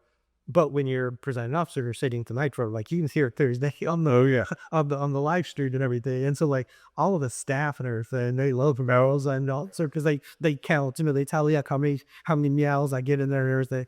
And I remember, I had been doing it literally weeks, probably over a month. And I said it, and I remember Joseph Silk was standing towards the back, and he looked at me, he's like, they mouthed to me, "You say meow?" And I was like, maybe sure. And so, I don't know how long it was until somebody finally figured it out or whatever. But yeah, there's just one of those things that again, I would work hard. Sykes was our best presiding officer, and Mikar Jolitis, right, was a great presiding. Yeah, absolutely. But after Jolly was out and everything, I was one of our top 3 ushers, so I was very effective and knew the rule. I was very well. I would work hard and everything, but yeah, I would have fun with it a little bit too. And it didn't disturb anything. It didn't negate anything. It's not like, all those bills we passed are now no longer official, or anything like that. So I was just, having some fun with it. Yeah, no, yeah. So I remember that now. Yeah, and Silk was a mess. I really wish he would have stayed around. I really thought he was a good member. He got a little bit off on tangents, but a good member. So I think they're up to 10 kids now or something too. So yeah, well, he was going for a basketball team. Now he's been going for a football team. So yeah, he did say. I remember somebody said to him, "What? It might have been Sykes. But so he said that we so he does like kids." And he said, "Well, Scripture says children are a blessing from the Lord." And somebody said, "Well, yeah, they are a blessing, but they sure are expensive too, man." You better help Trump passages and more deductions. Well, what? So you filed a lot of, I filed a lot of bills. You filed a lot of bills. Do you have? And I was looking through your list. Got quite a few vetoes. I forgot about all your vetoes, but anyway, got a lot of bills vetoed, especially ones that I think I have the record for most Republican vetoes. Yeah, and we didn't override them. I didn't see it. We may have override some, but I didn't. I do have the first veto override of a Republican governor by a Republican legislature. I do pass. So which wheel was down? So it was actually House bill. It was a House bill. I was the Senate offer. Oh, okay. But it was a bill with Mike Turner. I don't know if you remember. Yeah, Mike. Yeah, I have for Congress. Yeah. But it was a bill that basically was shall issue. So if a sheriff gets a concealed carry permit license or whatever, this was back when we had that whole system, that they couldn't just hold it in limbo. They had to either approve or deny. Okay. And it was an NRA backed bill and everything, but it was when Mary Fallon vetoed 10 to 12 bills in one of her tantrums or whatever. Oh, yeah. They just randomly selected 10 or 12 bills, and I think they picked that one because it had my name on it. And then they learned later that it was an NRA bill. That's how we actually asked you override to be done. No, they still fought it, but that's how competent they were on it. And so I was pushing for veto override, and I was told, no, we're not going to do that. Republican legislature's never overridden a Republican governor, so we're not going to do that. And I remember they came to me with a different vehicle, a different bill, that they were going to put the language in. Yeah. And they were doing it as a, a committee or a force substitute or something or whatever, or a complicated report or whatever. And they wanted me to sign off on it, and they were going to give it to AJ Griffin so she could get credit for it. And, another resignation, but I was, annoyed, understandably so, that they would do that. And I told them, I was like, I know what you guys are doing on this. I put in all the work and everything. You've just been trying to give her credit so she can campaign on it when she runs next to her reelect. And so, I signed the paper and said, I cared about policy more than your politics. So I will sign the paper, but then I threw it out. So it's like, I'll sign it, that I'm not going to, I'm not going to give it to you, whatever. So they tried to go that angle for a little bit. And then finally they did come to me and they're like, just so you know, okay, we tried to work it. This isn't going to work. We are going to do the veto override. Oh, good. Yeah. And so, we ended up doing it, but, and so it was the first Republican legislature Oklahoma that overridden a Republican governor. So that did actually come into law. I don't remember the bill number, but that was early on.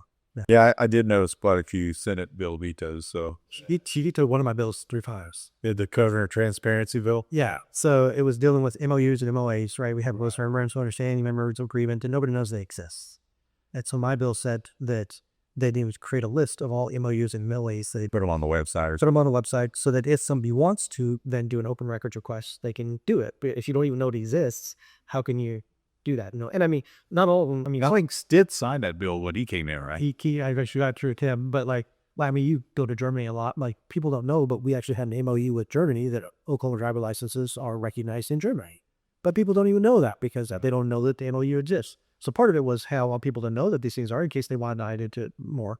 So first bill I did that, she vetoed it. She said because it was retroactive, and was, it would take too much work and effort for the agencies to find all that wrong away because it's retroactive. This needs to be just prospective going forward. So then I ran the bill again, passed it to where it was just prospective going forward. Like all new MOUs or noise, or when they're up for renewals, you have to put them on the whoops. She vetoed that. She said, this bill isn't going to do anything unless we make it retroactive.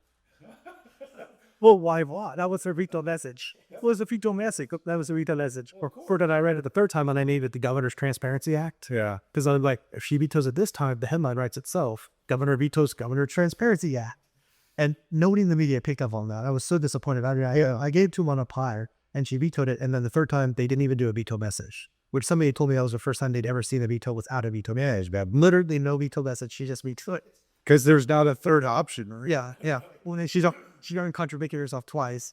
But it's probably more just we don't like Nathan Dahm. Yeah, that's like we and we don't want to be transparent. Yeah. And so that passed, that governorship did sign. Yeah, I saw that. It was interesting. So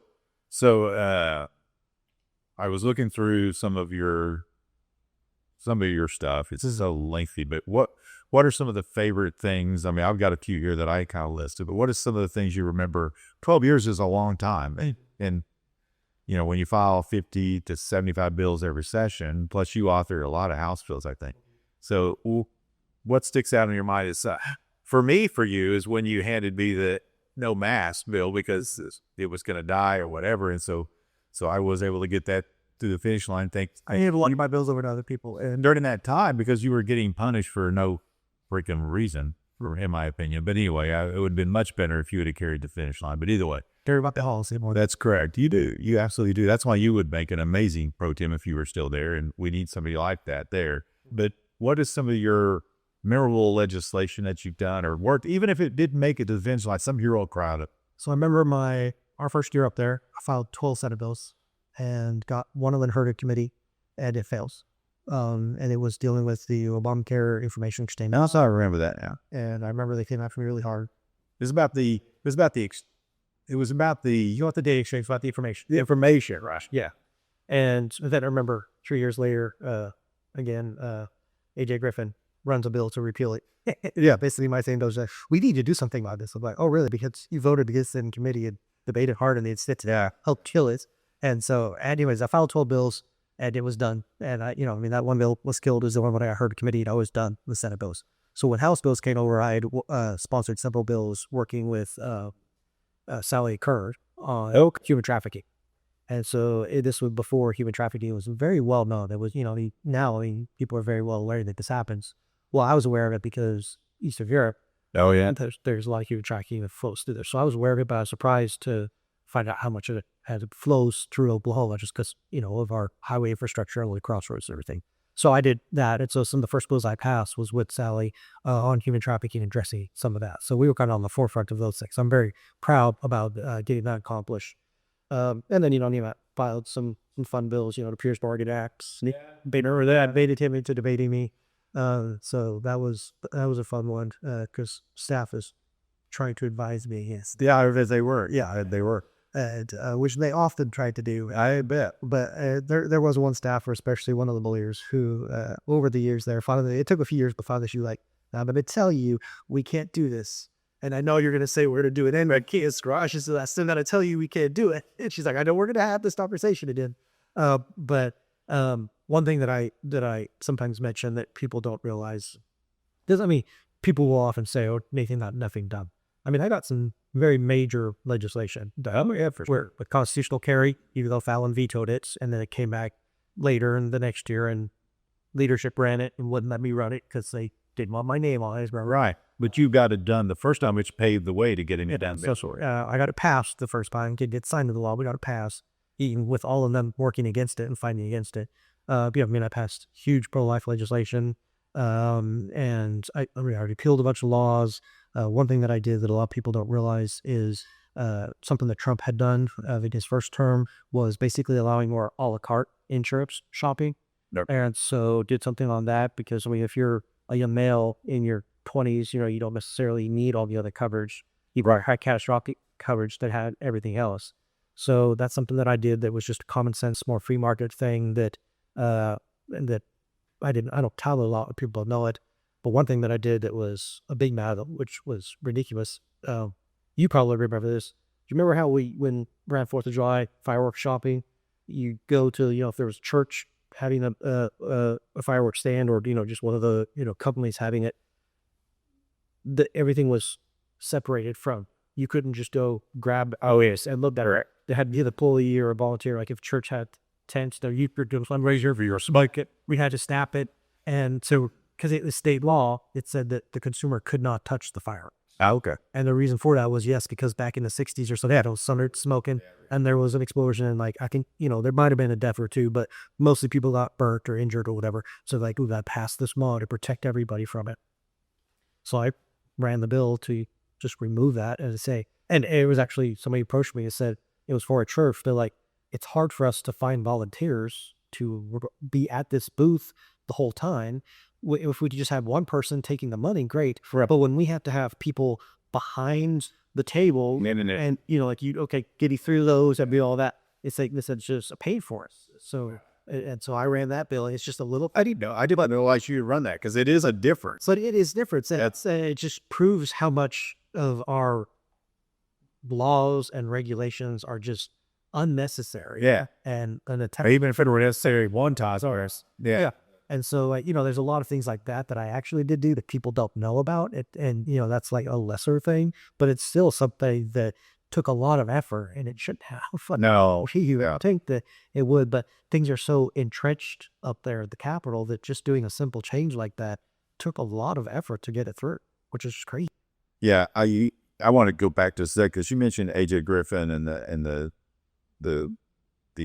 way that a lot of these people are two-faced for the, you have somebody that's in the Senate caucus now. This really irks me because I think it was Warren Hamilton. Somebody ran a bill here recently to the legislature that tries to get rid of the porn books out of our public libraries, which is, as you recall, something I worked on for years. But the part that bothers is not the part that I didn't get it done, but the part that bothers me is I presented that in one of my last couple of years to Adam Pugh's committee. And he debated against it, was the only Republican that voted against it, called it big government, apologized to the interns that were there when I used one word. I'm not going to say it because he'll get on my video and apologize to anybody that's watching because I don't know who's going to watch this. But I said, well, it's not that bad a word, but anyway, self-gratification word. But anyway, so I said that where he apologized to them, and then and now he votes for it on the Senate floor. Because he's running for office. So so he really does believe, because I think that was his honest approach. He believes children should have access to porn because, like the librarian, which I sent him the email about the diary of a Indian, I forget the name of the book, but which talks about that. And she bragged about giving it to 6th, 7th, and 8th grade kids. Mm-hmm. So he believes in that. He believes apologizing to the juniors and seniors. I mean, how do voters, so I hope what the Freedom Caucus will do over time, not necessarily to this guy, this Pugh guy, but over time, I hope what they'll do is try to vet that, help voters. Voters, I think, need help vetting that because he is clearly not anything close to a conservative, but yet now he's trying to make himself conservative to run for his mailers will say he's a conservative. Yeah. And they also say he flew 200 missions, which, on the playing Space Invaders in the back of a plane at 40,000 feet is not flying missions. But I mean, to me, that's crazy. How did we? I mean, voters have got to be disappointed, but yet they don't see to do anything. Well, because the voters don't know. They don't know. They're not informed. And I'm not saying they're uninformed because I mean, it's hard for those of us that have been in it to keep tabs on everything. When we're passing 400 bills a year, Right. Well, down. That's signed. And we're there. We passed more than that. I mean, over 2,000 bills filed, probably 600 of them make it through some part of the process. 400 of them get signed into it. Like, the general public doesn't know about all this stuff. They're busy at their work feet. Yeah, they're working, trying to take care of their families. They don't have the money to hire a lobbyist necessarily to track all this stuff. And so the whole system itself is very perverse. And a lie detector to screen the flyers and know that's No, but there's, I mean, I've had mailers that, were sent against me, just all these blatant lies and everything. And they're doing that right now. And that's another thing with Senate leadership. Like, Tom Dallaire straight up admitted that the bill that he was running, Senate Bill 743, was going to be used to attack people in campaigns. He said it's to be used on the door. I saw those mailers, and they I think some people complained to ethics. Now, I don't know. We don't know who sent. Well, and yeah, they're legal, I guess. Well, from what I understand. but they're not disclosing who's sending them and some things. They should do that. Well, especially if it's coming out of any campaign funds. That's a big question. Yeah, that's actually criminal. But he straight up lied on the floor last year when he ran the bill. He lied on the floor this year when he ran the bill. Now he has, the privileges of the floor to where you can't be held account outside of that, right? Right. As essentially diplomatic immunity, if you want to call it that. But like, he straight up lied on it. But the bill itself, if you actually read it, it does say that if you are within 100 feet of a religious entity, religious meeting, and you try to, if you are holding a sign, if you try to counsel to someone, if you try to hand them a flyer, if you're within 8 feet of them, but if you do that within 100 feet of a building, you will be arrested and could face a year in jail. Now, what that means, what that includes is, if you go to one of the mosques that are here in Oklahoma, and there's not a lot of them, they're trying to bring one of your Broken Arrow, but if you go to one of those mosques and you want to try to hang people a tract, standing out in front of the mosque, and tell Maybe a little Christ is the way. Maybe a little New Testament Bible. If you want to try to do that under his bill, you can and probably will be arrested for it. Oh, they'll arrest you for that. Yeah, and he's trying to spin it as this other thing and everything, but you just straight up lied, and it's not a. It's a violation of the free speech thing, and it's very targeting. So they do this stuff deliberately. They campaign as conservatives. That's what I call campaign conservatives. But they don't have the principles, right? So like you said, it's all about power and stuff. I mean, the level of hypocrisies from Adam Pugh. I can't remember. 2 years ago, I tried to write a bill to have our students learn about the victims of communism.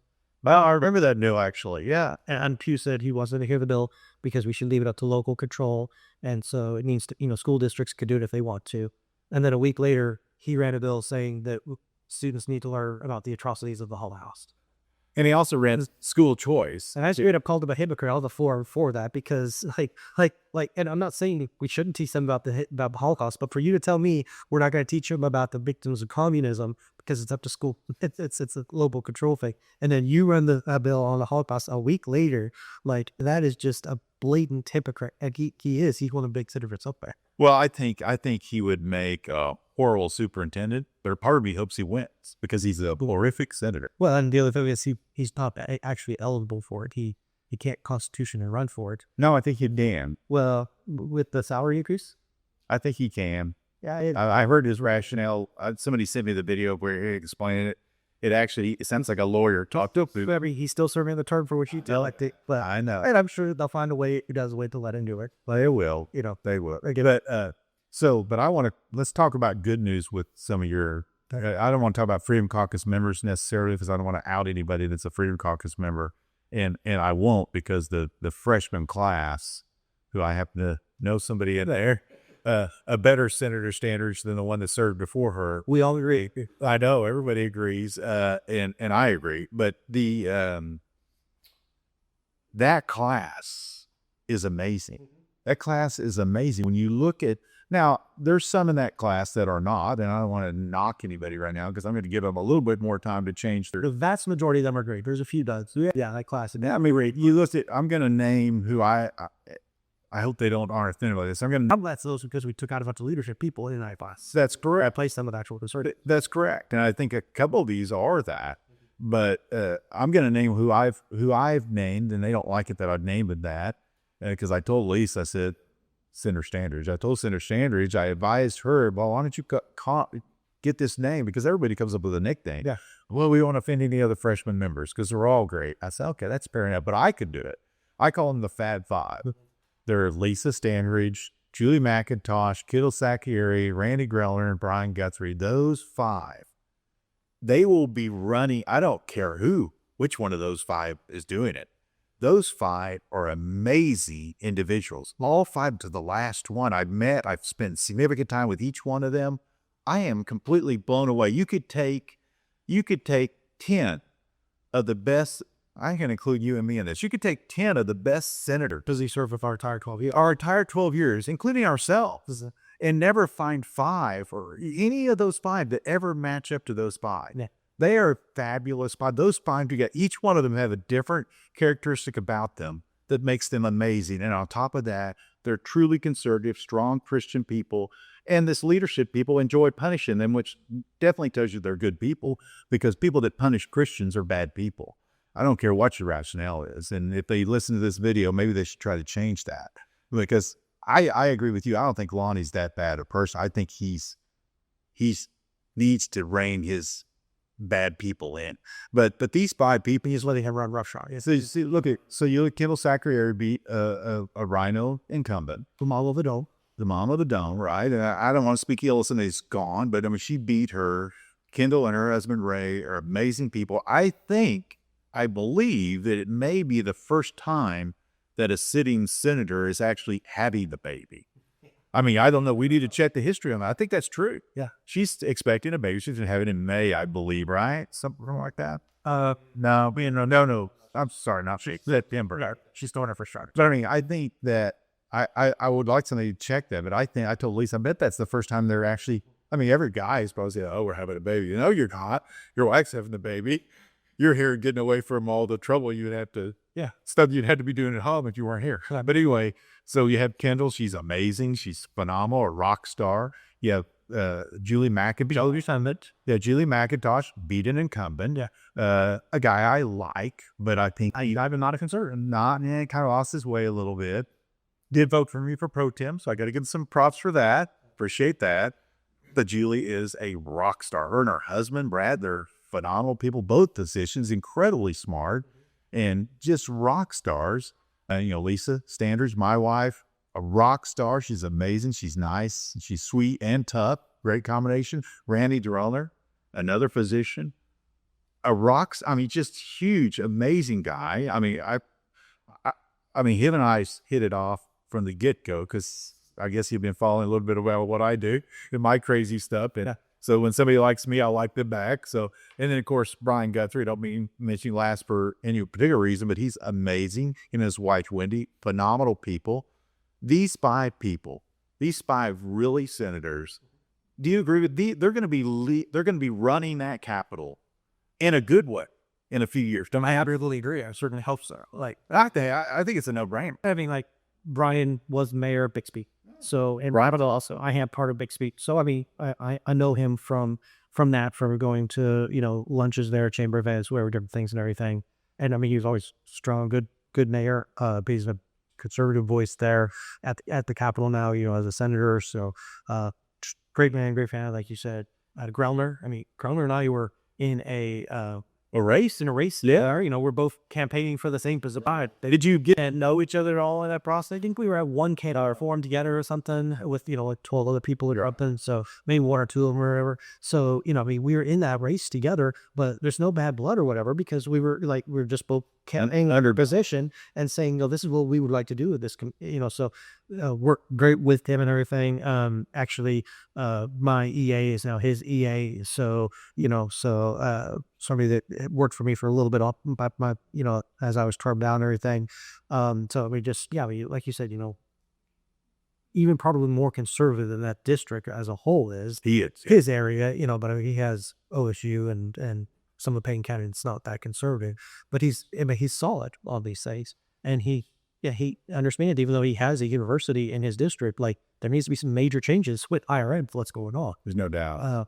And he had a great bill, a 10-year bill. But did get hurt. It did get hurt, of course. And I mean, I'll save the best for last. But Julie McIntosh beaten incumbent, has just good, solid principles, understands, conservative ideology, understands why she supports things that she supports and everything. And she's willing to be very vocal and, call people out and everything. Oh yeah, I've been impressed. I was surprised by that a little bit, but I've been impressed. Yeah, Kendall's the same way. I mean, very vocal about that, but understands her principles. She has a great EA also, former LA from the House and stuff. She led the charge. I mean, Governor Stitt keeps kind of claiming credit for all the stuff that's happening with the illegal driver licenses, CDLs, and everything. Kendall led the charge. That's correct. She did. She found a different bill, went up against all odds, 11th hour, end of session, and got that done. Yes. And they neutered the bill a little bit. She could have done a lot stronger, but she got something done that now, as this is touted, that Oklahoma is the best in the country for it is because of Kendall. That's correct. And yes, Governor Stitt and DPS has had to implement it, and actually DPS has worked against it in some ways. And so, they can claim credit for it, but actually Kendall's the one that did that, who got that accomplished. And then, of course, Lisa, who we got elected together 14 years ago now. It's hard to believe that. But, kind of seeing your kids grow up and everything. And I still remember the first time you've had our whole freshman class over to your house for dinner. I don't remember if you barbecued out or whatever, but had us over for dinner and everything. And Lisa was the great hostess. She did take care of everything, but she was running around with Harrison in her arms and she's take care of stuff. And I said, "Hey, do you want me to hold him?"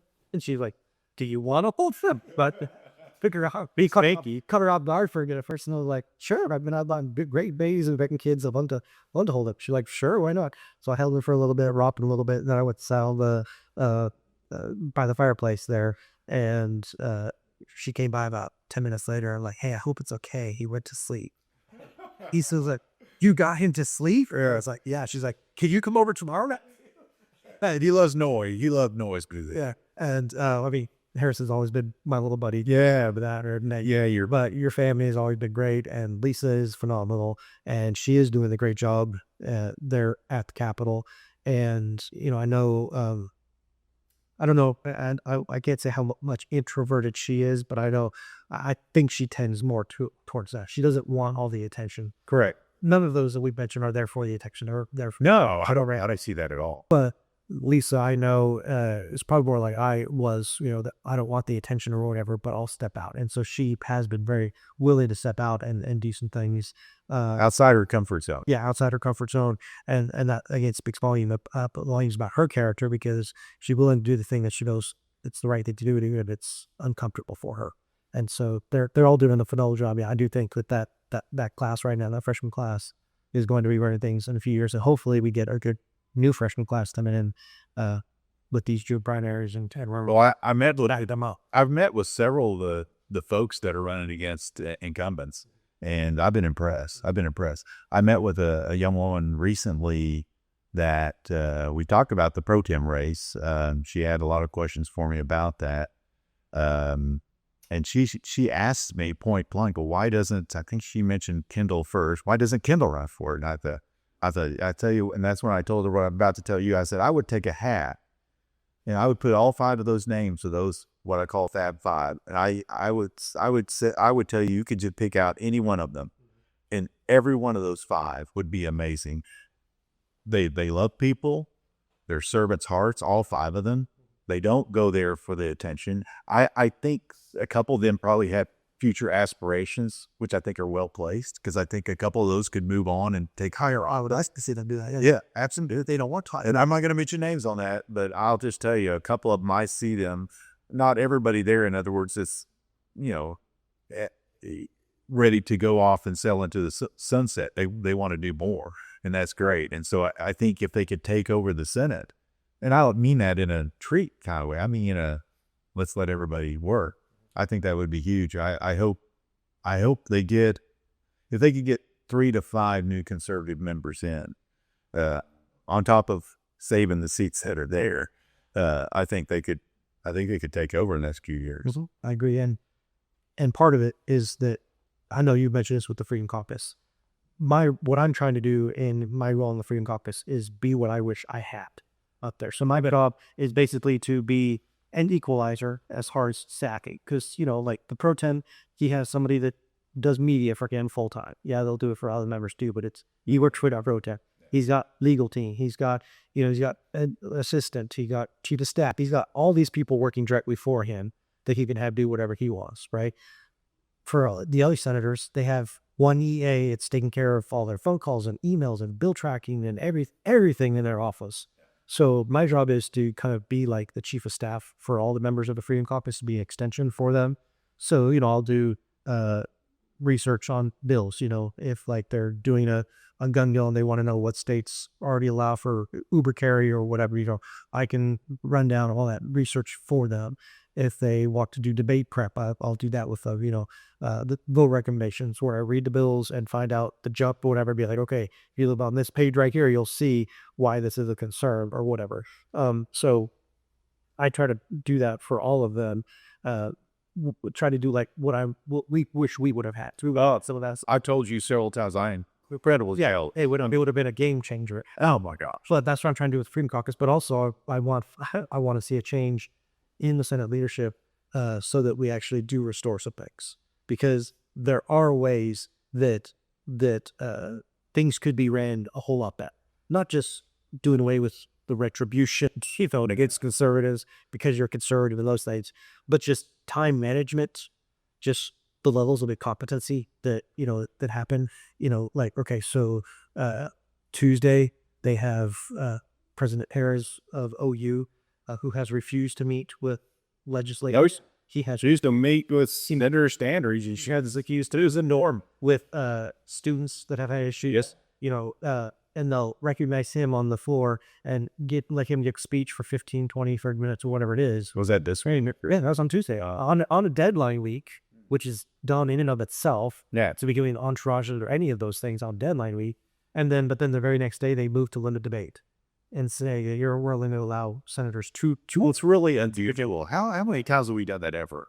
I don't ever remember for our 12 years. Remember that. I mean, this is a. We talked about it one time, but we never did it. Yeah, and it was because of Democrats, not because of Republicans. Yes, and so like the hypocrisy there, but just the incompetence with time management when you're going to give a liberal 15 to 20 minutes to tout all these things while he's letting drag queen, the criticism, whatever, right, happen there. We supporting BLM and LGBTQ and all this stuff. You're going to give him time to do that, but you're not going to let conservatives ask actual questions when you're supposed to be a deliberative body. So like there's so many more things that could be better managed in the legislature, in the Senate, like allowing public comments in committees, and then actually hearing bills in committee, doing a better committee structure to where you're actually deliberative. Because right now, what's the point of even having a committee? Because all the bills that pass committee, Julie Daniels either gets her thumbs up or thumbs down. And like, so it's like, why? I mean, and 99% of bills pass committee anyway. So what's the point of even having nothing's getting vetted. Nothing, they rarely amend anything in committee or anything. So I just look forward to this new class being able to show how things should run. That would be conservative. It would be what the people want, but actually efficient. And let the chairman kill bills. I mean, I've had a couple freshmen before they got going would talk to me about that. Well, they should hear your bill. They should do this. No. You entrust a chairman as a pro tem. You say, listen, now, if he starts killing bills because he doesn't like somebody, he should be fired immediately. But if he didn't like a bill, I think that's how the process has to work. But I would also say, like, I would like to see some sort of a relief valve. And so when I was chairing, remember, I kind of did that as a trial run in my committee. Originally, I approved every bill that anybody wanted heard. And I mean, there was times when I was the only one voting against it, even though I was. And I would remind people, just because I'm the chairman and I'm hearing this bill doesn't mean it's a good bill. Oh, no, please vote no. Yeah, I would debate that. But what I did at one point in time was I would say, okay, I'm instituting this new policy. I'm going to do a discharge petition. I'm going to tell you, no, I don't want the bill heard. But if you can go and you can get 2/3 of the committee members to say they want the bill heard, or they'll be supportive of it, and, sign on to it, then I'll hear the bill. Because if there's that level of support for it, then I'll do it. But like now, McIntosh has a bill that deals with prosthetics and stuff. And the goal of it is to try to get people not just kind of main this thing, but get them back to being active or where they were. So if you have somebody that was, a big runner or whatever, and they lose a leg, you don't want them just to have a wheelchair and be wheelchair bound. If I can actually have prosthetics that can get them back to being active and stuff, because that has long-term health benefits, right? For sure. And it's not really a mandate bill. It's just a kind of a fairness thing about, if you're offering this, like, you have to disclose what that means, right? If you're offering it. So it's a treat and advertiser thing. It's a great bill. She has, I think, 23 Republican co-authors on it. So the majority of the Republican caucus. She has Seen the Senate? better. She has several Democrat co-authors on it, because it's a good bill. It's a great bill. And Coleman is refusing to put title back on the bill, or like we heard. So On the floor. yeah, He passed out committee, but passed that. He took title off because he was getting bullied about it, and then he's refusing until the title be put on. And so I understand, like, you can empower your chairman and some of the stuff, but when you have that much of the groundswell of support, and you have one person that's just doing it out of especially petty reasons, which is what it seemed like you paid for. So he didn't ever strike me as being petty though. Bill was, he is okay. often wouldn't hear my bills because Oh, really? I guess I just didn't have that with him. But so I transferred a bill a couple of years ago on price transparency over to Murdoch, because Bill wouldn't hear my name on it. and then Murdoch, you're in the area of Bill. Oh, see, people shouldn't do that. He knows better than that. But the Beeman and Schultz, I thought, they kind of helped me one time, because I had bills like you did that were controversial, to say the least. And Schultz just told me one time, I said, well, if you can get 20, I think the first time he told me, if you can get the caucus, which I think we had 30 people or 32, something. No, I think we had 30. But anyway, he said, if you can get them to sign off on it. So I just went out and got everybody to sign a letter. And that's how I did it. And I think it was only one time where I got 30 signatures and you wouldn't put it on the agenda. I think maybe one time ever. And I don't remember what the bill was. Because, you get 30 people to sign a letter. That's plenty of votes on the floor. But these guys would never do that. Or if you can get, a majority co-authors.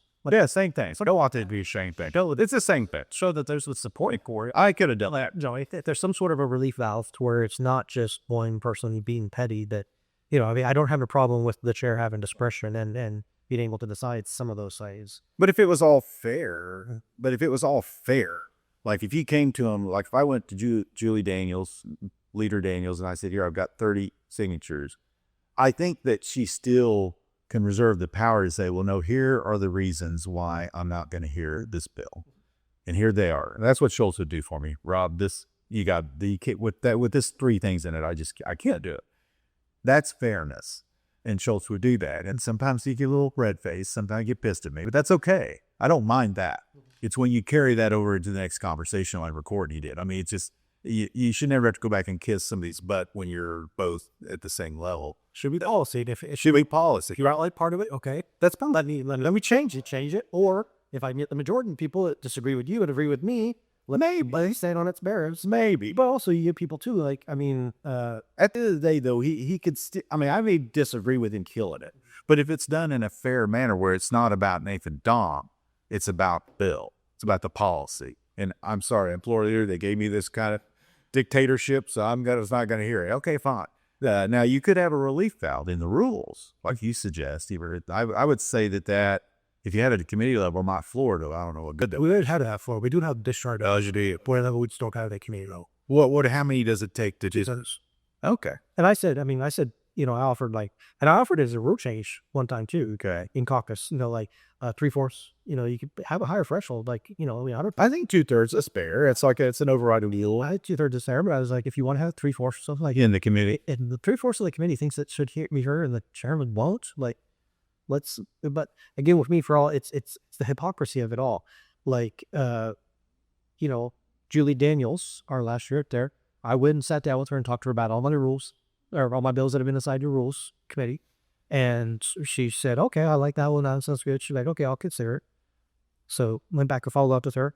And she said, no, we're not carrying any bills other than, I think it was tort reform bills or something. Maybe it was election. I don't know, one topic. She's like, we're only going to hear rules bills on this one topic. We're not hearing anything else. Well, they have their one rules committee, and lo and behold, there's also John Haste's bill on the public safety districts that had nothing to do with that topic. There was a state question that failed miserably at the ballot, but she told me that she's, we're not going to hear anything else other than this one topic. And then she goes and does that. Again, it's just blatant hypocrisy of lie. It would like, okay, if you're not going to hear the bill, just tell me the truth about it. Don't play those games. Don't make it about me. Make it about Toby. Don't be dishonest or whatever. But that's the thing. And the only way you'll fix it is to replace it. I mean, I don't think there's any way to fix it. And whoever, if a conservative were to win and they give, you don't punish them, but if you give them just a modicum of power, you will regret it. And so I think we can sidebar on that sometime down the road. But I mean, if somebody does replace them, which I hope and pray they do, they're going to have to realize that you got to close the window. You got to close the window. What? Yeah. Well, we have covered a lot of stuff. But and I've got a lot of bills here. We don't have time to cover that. But what other? Is there any? So I forgot to mention. So people probably know this, but you were one of Stitt's top 5 candidates to replace Mark Wayne Mullen. I'm sure you were very honored by that. Oh, yeah. And I noticed he chose somebody else. Did you, during that time when it was being considered, do you feel like that there was a chance that you would be? I mean, being top 5 is quite an honor, but I mean, when I talked with Governor Stitt about it, I've told him some things about, where I was at on issues and policy and stuff. I mean, Governor Stitt and I have always worked well together. Yeah, I thought so. Yeah. His team always asked me, why I voted no on bills. And, they were always looking for good bills to potentially, or bad bills to potentially veto, if there was any junk or anything that, they always reach out to you on that stuff and everything. So he and I have always had a good relationship or stuff. Not that we don't now or whatever, but, we had an initial conversation with it. And I told him one of the main things is like, Governor, I'm praying for you in this. And I hope that you will, pray about it and hear the voice of the Lord in this, because he's going to be hearing from President Trump. He's going to be hearing from all the people in that position. He's going to be hearing from his donors. He can be hearing from the chamber. He's going to be hearing, from all these different voices. And, I told him I wanted to hear the voice of the Lord. And that's why I was praying about for him in all of this. Now, with who he chose, I don't know. I'm not going to judge, if he heard the voice of the Lord or not. I mean, I will say, it doesn't seem to align with what he had said he was looking for in a small government conservative. I mean, I don't know a lot about Alan, and what I've seen doesn't seem to align with that as much. I hope, I'm hopeful that we actually have a conservative voice up there at the Senate. But from everybody I've heard and everything, but from everyone I've heard from, most people were fairly disappointed with surprised too, because he wasn't listed in the 5. Yeah, my understanding was when the governor went to see Trump had recommended Harold Hamm. That's what I had heard. That's what I heard. And I think Harold would have been extremely honored by that. Maybe something happened there where Mr. Hamm just decided maybe it wasn't good for him. Or I heard from some people within the industry that just because of some of his health issues and stuff, he's 80 and has some health issues and stuff. So it's a short-term thing. It's a short-term. I mean, Harold been great for Oklahoma. From John except too, but when he supported a lot of strong conservative actually too. Yeah, he actually is conservative on a lot of things. So it was unsurprising the way things played out and all of that. But it was an honor to be considered. I mean, yeah. And Christine and I were, my wife and I were praying about it. Like, okay, what does this look like for us in all of this? And we want God's will. We want God's plan. Yeah. For us, but also for the state and for the governor and stuff. That it was our prayer in all of this, that the governor would, see God's plan for it, not Maine's plan.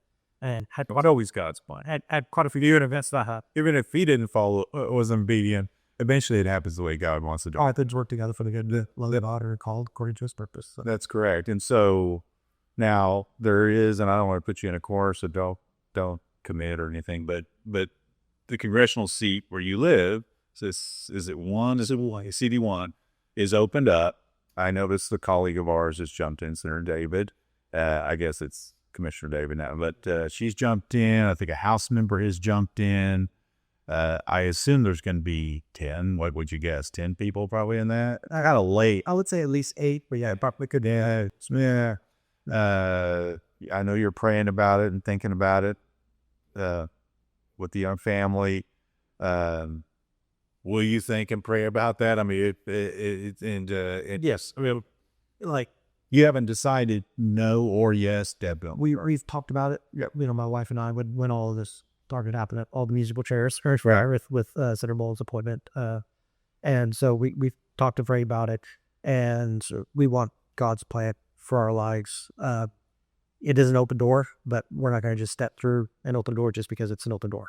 And I mean, I've had a lot of people tell me, well, yeah, you be the front runner as soon as you get into it. Great, but if I'm the front runner going down a path that's not God's path for me, I want it. Then there, if I be front runner or not, or if I be a shooter or not, or me. And I appreciate the support that people have shown for us, but we're ultimately going to decide to do this if based on if we believe it's not true for us or not. There would be challenges, like you said, having a young family and being in DC so much, flying back and forth. I know Josh Burkeen has had to deal with that. I think his youngest is 4. Yes, about 4, yeah. 4 or 5, something like that. And so, it's still dealing with that. I mean, even doing what I'm doing now, I still come down here, dirt session and stuff. And so away from the family. So I miss that time, but I know God will make up that time if it's where we're supposed to be. And so we're praying about it, considering it, talking to people about it, and we'll know for sure by April 3rd. No, for sure by April 3rd. Yeah. Well, I know this, that you do incredible work in the legislature, so I don't say that to discourage you from CD1, but you're doing great work, amazing work, your leadership. I'm sure it would linger on, but... I mean, I had thought about that. Like, you can go up to Congress and be one of 435 and possibly in the minority, because it looks like that's where things might go with midterms. And you have to serve with Josh Burkeen. So, that's the... Yeah, or I could say here... You could carpool with. Maybe you guys could invest in like a little system or something. No, you could fly us out. Yeah. You could be our Bible. There you go. But, I mean, I'm doing what I'm doing at state level right now. So part of me is like, with how broken Washington, D.C. is, I mean, Cover talked about the out of control spending and all that stuff there. Yeah, how broken it is. Can I do more good here in Oklahoma doing what I'm doing? Maybe. But even again with all that, as I thought about that, where I prefer to be, I prefer to be in Oklahoma. Like, I don't desire to be in Washington. Kids home. I don't care about the title. I don't care about the position. Now, it'd be honored to have that position, to use that to try to fight for people's rights, try and stand up for people. But ultimately, I'm just going to fall down to where do you want us to be? Where can we best serve you and back your kingdom? That's where we're going to end up. And I think Josh actually entered his race very late for Congress, but probably not this late. Yeah. It was. I mean, either way, is it all happening now? Yeah, it'll be a 10 to 12 week coronary, and then most likely it went off. Yeah, most likely. Well, any other thoughts or things that you want to mention? I mean, we've covered a lot of stuff. Yeah. Does Harrison watch this or not? Oh, yeah. Okay. I actually tried to get Holly to come here. She's in our class because I've introduced her a couple times. Well, I'll just remind Harrison that I'm still undefeated in our force. Okay. So we'll have to have another Nerf battle so podcast soon. So I could try to claim my crown from yours. Yeah.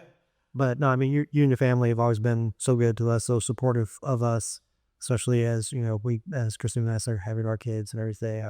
Our kids just love you all and love your family, and great to see your kids succeeding and doing so well at sports and academically and just everything. They come from great stock. They're you and Lisa both. At least Lisa, yeah.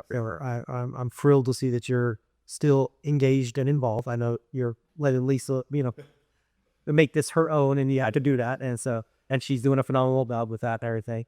But I'm glad that you're still engaged and doing what you can, because you do have a care and concern for Oklahoma.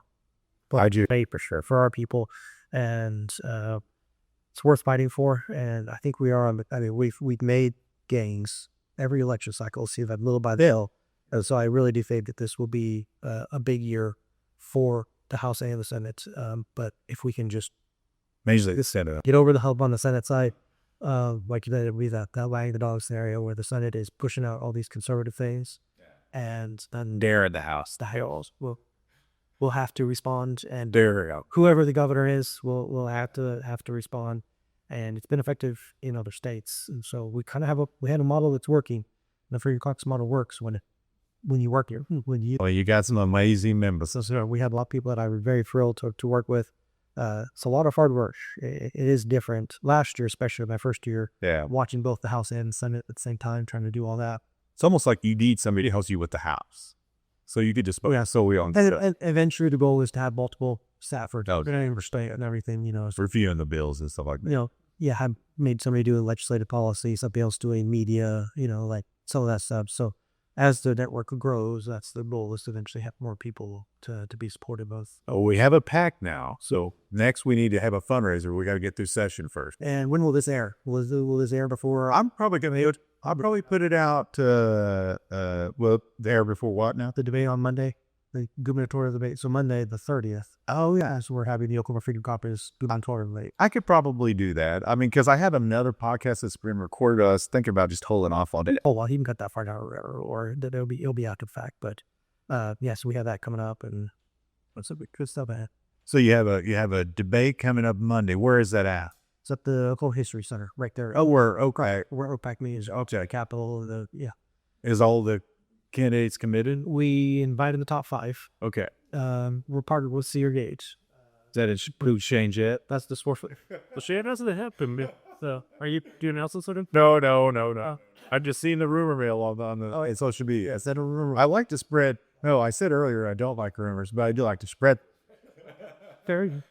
We invited the top 5, and several of them rearranged their schedules in order to attend. But the current Attorney General, Gettner Drennitz, who donated $1,000 to Joe Biden, but he throws his wife on the bus saying that she's the one that actually did that. He has not connected to it. He says he has a conflict. We'd have asked his campaign for weeks now what that conflict is, and if he'd be willing to change it like all the other candidates did. But so far he has refused to do that, and his campaign chairman is now claiming it's because they don't think I'll be a fair arbitrator. No, I thought if we do get this out ahead, and I may try to do that, I would encourage them to question that, because you would be an absolutely fair. I guarantee it. All our questions are going to be for everybody. We're going to ask hard-hitting questions. So one thing that I actually just set the rules over to all the campaigns just recently, just this week. But one thing that I would plan on doing is like nailing them down on their questions. Like they actually have to do an answer. So they're going to give a political answer. You're going to steer them back to the question. If we ask ours like where do you stand on pro-life or whatever, and they say, well, my grandma gave birth to my mom in a log cabin on the prairie. Well, sure. Okay, that doesn't answer the question. Sure, great story, great stuff, but that's not sufficient. So the fight is, if they do that, give them a 30-second follow-up. Okay, no, you need good luck. Need to answer the question. However, if we have to do that numerous times, then for future questions, their time will be short. Oh, really? To make up for it. Is that in your rules? Okay. All right. And none of them have objected to that or anything. Okay. So, I guarantee you Gettner would have objected. Well, let have been some stories too. Let of the politicians. Sure, but we do want them to actually answer the question. And so Mazie, McCall, Gettner, who's the next two? Keating and Merrick. Chip Keating and Merrick. Okay, yeah. And but Gettner has so far refused to. Right. Well, hopefully he can get. You got some time to shoot. He'd still be welcome to attend. At what time is it Monday? 6:30. 6:30 PR. That's it. 6:38, and then we're gonna have a reception on it. Are you streaming it as well? We'll probably have it on all of our social media channels, our Freedom Caucus, Oklahoma Freedom Caucus, YouTube, Twitter, and Facebook, if we can figure out the UL semantics. So there's if not, it would be on our YouTube. Okay. Well, I think that'll be awesome. That's first ever Freedom Caucus statewide gubernatorial debate. Yeah. So, well, thanks for being here, Nathan. And you were good luck. God bless you and your wife, your lovely wife, and your kids. They're beautiful, and you guys deserve all the best. God has blessed me abundantly. He has much more than you deserve, my friend. But I heard. Yeah, but it's actually much more. People liked me a whole lot more when I was married and had kids too, like that. So that, but it just likes me more. Cause they like you more now. Well, yeah, okay. Well, we won't talk about past things, but I mean, Lisa and I consciously, you're such a great guy. I mean, consciously, we would pray that at times that Nathan, this looks good for him. He's going to have he's going to be an amazing father. And you are, and God did it for you at the right time, the right place in your life, right as you exit and find a new path.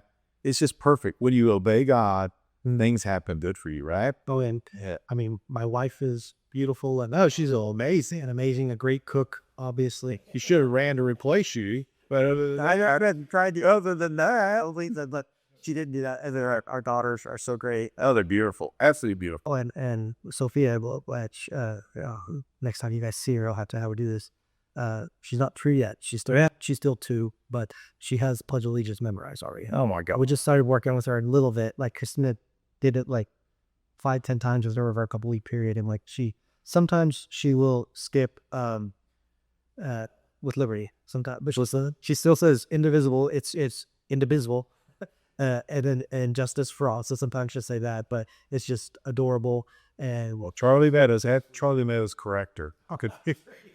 He liked to enunciate every word. But she's sweet. She at night, when we pray and read books, and then stumble with her for a minute or whatever, I'll tell her, I love you, you're my princess. She'll say, I love you too, Dad, you're my princess. So It's rated. But you put the doo away, but that's very nice of her. Well, so and then Mandy's just doing great. She's growing up so much. I know it hasn't seen her. Yeah, like the Andy as much as Sophia. Yeah. But yeah, she goes head first with everything, literally, like going down the threshold, step into the garage. She doesn't back into it. She just goes head forward, put her head up. We had to have some Freedom Caucus things, like gatherings during the Some saying stuff. Yeah, some family stuff. I mean, it's go to some pickleball or something. Some pickleball, and maybe some dinners and I did a top tower off. Yeah. We should do more. Actually, we should probably do something during session with that. Yeah, we should do that. And then in the summer, you do something. Yeah, grass with or something. Yeah. Well, I know we'll go to Florida and I'll lay on the beach for a week. Well, thanks, Nathan. It's been fun, been real. Good luck in everything, and